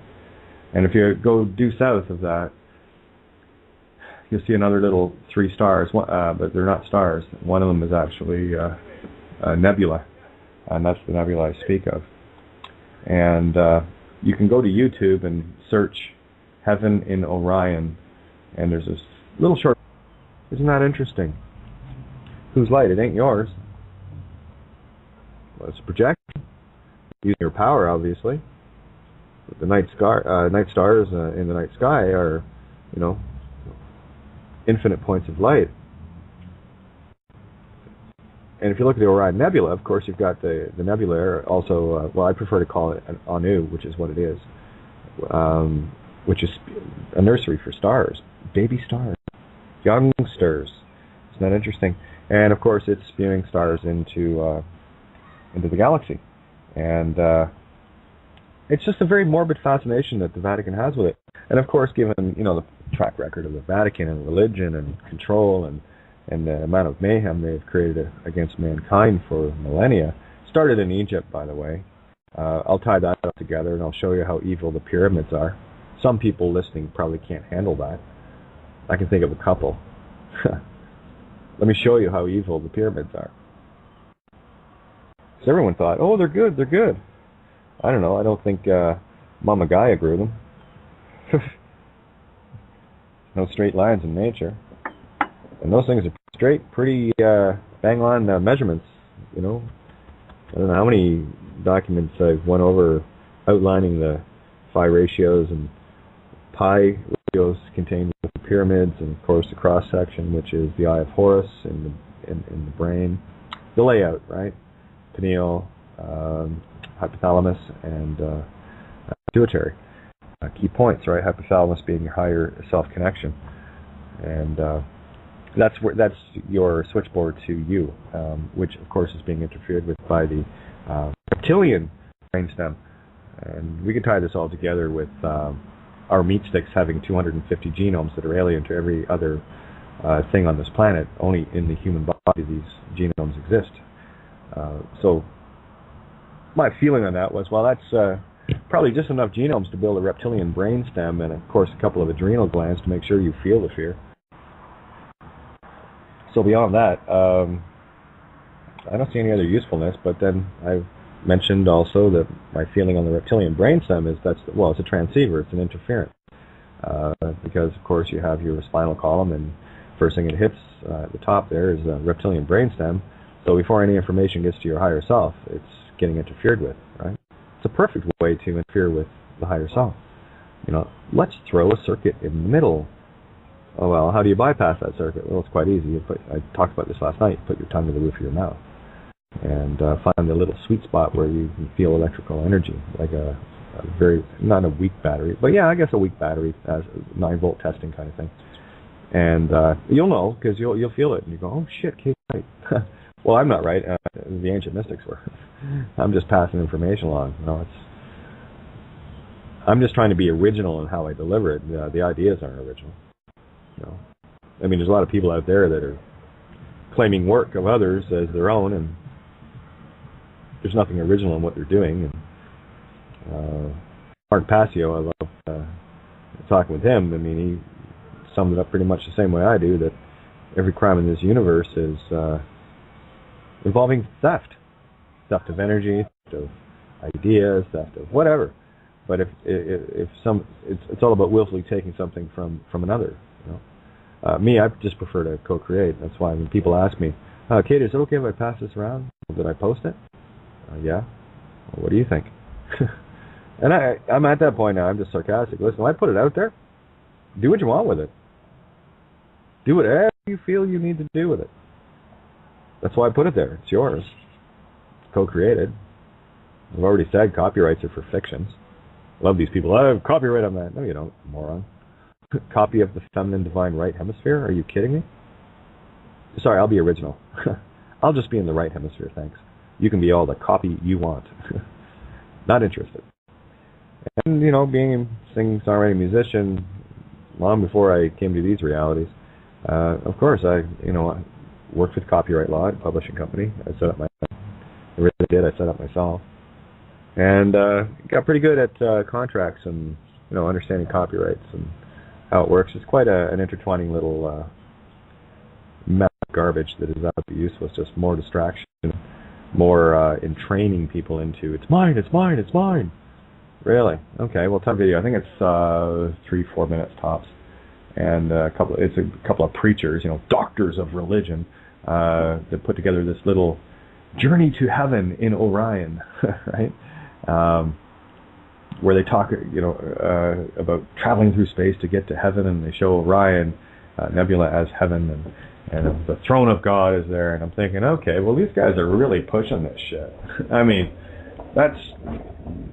we're talking some pretty slick graphics these guys did, And of course, you hear the ooh and the ah and the cheers and the clapping from all the indoctrinated sheeple that are fast asleep looking at their masters, which they give their power to, of course. Not a good thing for God to do, by the way. Bird just flew into the window. Isn't that funny? Ouch. Hope he's okay. He flew away, so if you heard that thud, that was a bird hitting the window. I think I'm onto something here, guys. They're even throwing the birds at me, for crying out loud. Shut me up. Oh, good luck. Anyway. So I thought it was rather fascinating that they would put all this effort, real slick little production, to show how the, heaven and the throne of God, and of course talking about what robes Jesus will wear, and they'll put on the, I don't know, whatever the hell it was, they'll take off the white robes and put on the robes of I'm going to kill you warfare stuff, I don't know, something like that. But, of course, it's a loving God, right? I mean, like Father, like Son, apparently. And I'm talking in the literal sense. You see, there's good and evil in everything. Can you see the good? Can you see the evil? And I'm sure, my dad sent me down to Earth to get slaughtered. Well, and I'd be pissed at Dad, right? And then I'd be pissed off at humanity, too, for being so stupid. But that's the literal translation of it. It's a bit more allegorical than that, and I've covered that countless times. But let's get back to this, what do you call it, Vatican slap in the head. Oh, there it is. Hey, you smiley prick. There we go. Bye-bye. It's the only quote I put. Just the grins on these guys. Okay, Pope Francis, I won't be around to help you rape little boys anymore. Okay, and he's got a big grin. Okay, it's okay. We'll have someone else come in and crack the champagne bottles. Anyway, there you go. Another wizard bites a dust. Great comment. Love it. Where are we? Keep going. Bear with me here. Below that? Yes, it was. Oh, and thank you, Immortal, for putting up the Tobias Lars video. The title of it is, You Want to Know God? ? Feel and heal your fucking shadow. That is a must-watch. An absolute must-watch for anybody that's even remotely close to awakening to the allegories. Okay, here. Could it be true? Of course it is. Evil must destroy itself. We're just watching it now. I think the one comment that was made regarding the prophecies, right? No, please. There are no prophecies, and there is no history. Everything is now. So when you crack open the Bible, it's now. It's not 2,000 years ago, and it's certainly not 5 minutes from now. It's now. You read it in the now. Okay, good. I think I made my point. And yes, thank you, Immortal, for this post too. Wow, you're just on a roll today, my friend. Thank you so much. Could it be true? Let's just read this, just so you can share in this beautiful revelation. Oh, there's that Revelations thing. We must be in the book of Revelation right now. Yes, we are. Right now. We're actually in every other book too, but it just seems to be a little bit more relevance to Revelation. There we go. Vatican City. We are living in historic times, whereby we will see the final destruction of the Vatican, just as the prophecies foretold. All right.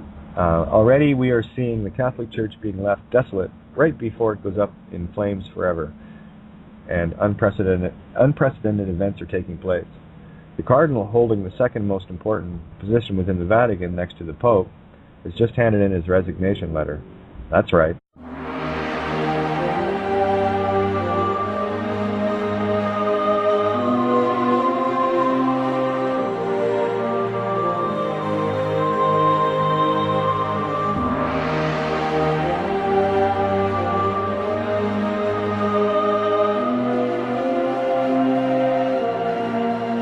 You're listening to Critical Mass Radio. Now, it's our turn. Yes, it is. Good evening, everybody. Welcome to Outside the Box. Another, a lot more beautiful evening tonight, and slightly warmer than it was last night. So, welcome to Outside the Box. I am your host, Kate of Gaia. Great big hello to, I know we're getting new listeners all the time, so I just want to actually, I hate that word, listeners. No. We have more guests at the table, and it's about time you showed up. The place has been sitting waiting for you. Belly up to the table, your glass is full, and the table is spread with every manner of delicacy, vegetarian of course, that you can imagine. You know, there you go. No consciousness was destroyed in the making of this meal. There you go. All right. Oh, what a day, what a day. I had a hell of a time just getting logged in here tonight, so not sure what that's all about. Kind of a normal thing, though, once in a while, but yeah, I couldn't, my Internet Explorer wasn't reacting. It was just kind of looking at me going, well, it reminded me of a jarhead, actually. Huh? So anyway, I've learned long ago to look at it and go, well, I'll get on the air when I get on the air, and lo and behold, I had to call in, I think, 4 times just to get the connection. So, but here we are. We're in the game. We're in the fray. And, hello, Dr. Frank, UK. Oh, in God we trust. Well, that's probably why I added you to the room. There we go. Just a couple of shout-outs right now. Got the link. Yes, sorry, guys. It was just too much just to get on the air tonight. I didn't even get a chance to do any of the promo stuff. So if you guys yes, I will, Ninja. If you guys can maybe post these around, that would be great. Thank you. I'll post it in the room again just to make sure people have it. I know I posted it there quickly, but there you go. All right. That's really the only place other than my Facebook. But we crossed 2,300 new table members today, so that's pretty cool. People are going up fast and furious. I'd say it's shocking me, but it's not. A couple of interesting things that did come up today. I really haven't had much of a chance. I did the show this afternoon. There was a couple of phone calls with folks, as usual. And, I really didn't get a whole lot of time to catch up on much of anything. And, there we go. A little shout-out for Susie Eubank. Just tagged me. Yeah, great. See what I mean about Mel and how she interviewed? Yeah, he kept me right on the straight and narrow. So for anyone that wants to get that, I did post a link, but make a habit of stopping by freedomcentral.info and keeping an eye on what Mel and her husband are doing in terms of awakening. And, of course, a little special place for Gemini Dragons in my universe. We get shit done. That's a fact. So, absolutely. I'm glad you enjoyed it, Susie. And, and you're a real inspiration, too. Thank you. This is how we co-create. I am the net result of everything you ever imagined that I came into contact with, which is really cool. I think, How are you liking your creation, boys and girls? I'm it. And that's more literal than I could care to shake a stick at. So I do want to get to the cover of my Facebook. There was an interesting story that came out today, and I can only imagine. It's my comment, Vincent? Bye-bye. So I've got I did share the photo, but not the information with it, so I'm going to scroll down to the information. It's just very interesting, Here we have a Pope just stepped down, which is, again, look at the allegories of this, guys. It's not a physical game we're playing here. The sooner people realize that, the sooner the veils come down for everybody. It's allegorical. And what we've seen in the last few months is a pope for the first time in history stepping down.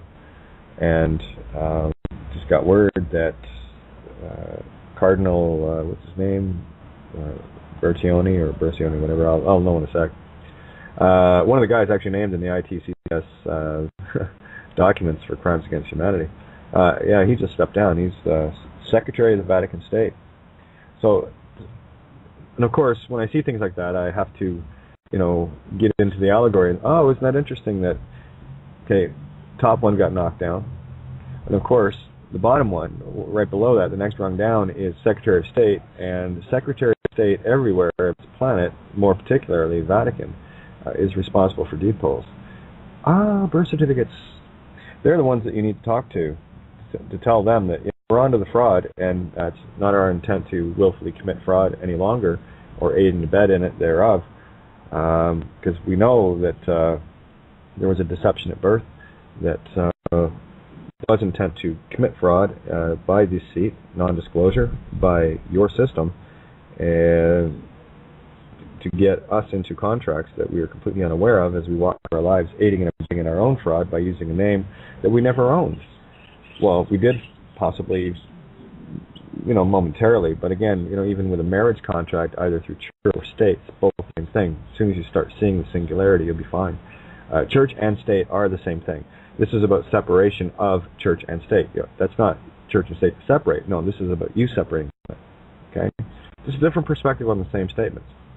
And when you kind of come to terms with that, if you want proof of it, just go and try to get some identification without a birth certificate, and better yet, try to exist in the whore of Babylon, Commerceville, without a mark of the beast, i.e.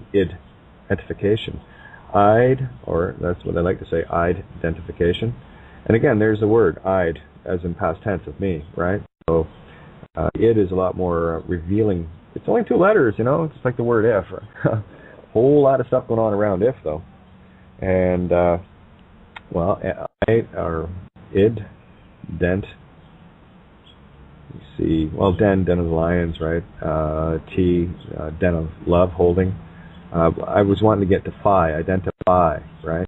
Phi is a sacred geometry, 21st letter, God letter, 777, 21, 21st letter in the Greek alphabet, right? So, I did spend a few minutes listening a bit back to the Melvi interview. I just wanted to, I always have a different vibe whenever I'm being interviewed, so that was just, wasn't a vanity thing. It's like, definitely more comfortable being interviewed than doing this. But there you go. I'll share what I can while we're on the air. And sitting around this beautiful big, it's getting huge. Like huge. So thank you for that. This is beautiful to see all your shining orbs that far outshine that thing in the sky that everyone likes to worship based on the religions here. I did mention this morning that I was going to talk a little bit about Orion tonight. My feelings on it. I don't have theories. I just have feelings. I think it's for me, it's looking at so many things surrounding Orion and the fascination thereof, and of course the Vatican having such intense focus on it, be it in the paintings, in the ceilings of like Sistine Chapel and other centuries-old cathedrals. Of course, how would they know what Orion looked like unless there was something fishy going on here? Perhaps something almost magical is going on here in Oz. We'll ponder that one for a second. All right. So also go at Dave Lapointe, Primmerfields, and you'll see the burn marks inside the bowls, the magnetic bowls that he displays in his Primmerfields videos on YouTube. You'll see them in the first one. I actually think this part might be in the second. I don't know, but anyway, the burn marks look remarkably identical to these paintings as well. Isn't that funny? So I'm thinking, what's the fascination with Orion? Why are, observatories around the planet, most of them owned by the Vatican, and especially the Lucifer telescope? That should tell you something. Who are they worshiping? Oh, that's right, they're worshiping the bringer of the light. Really? All right. Whose light?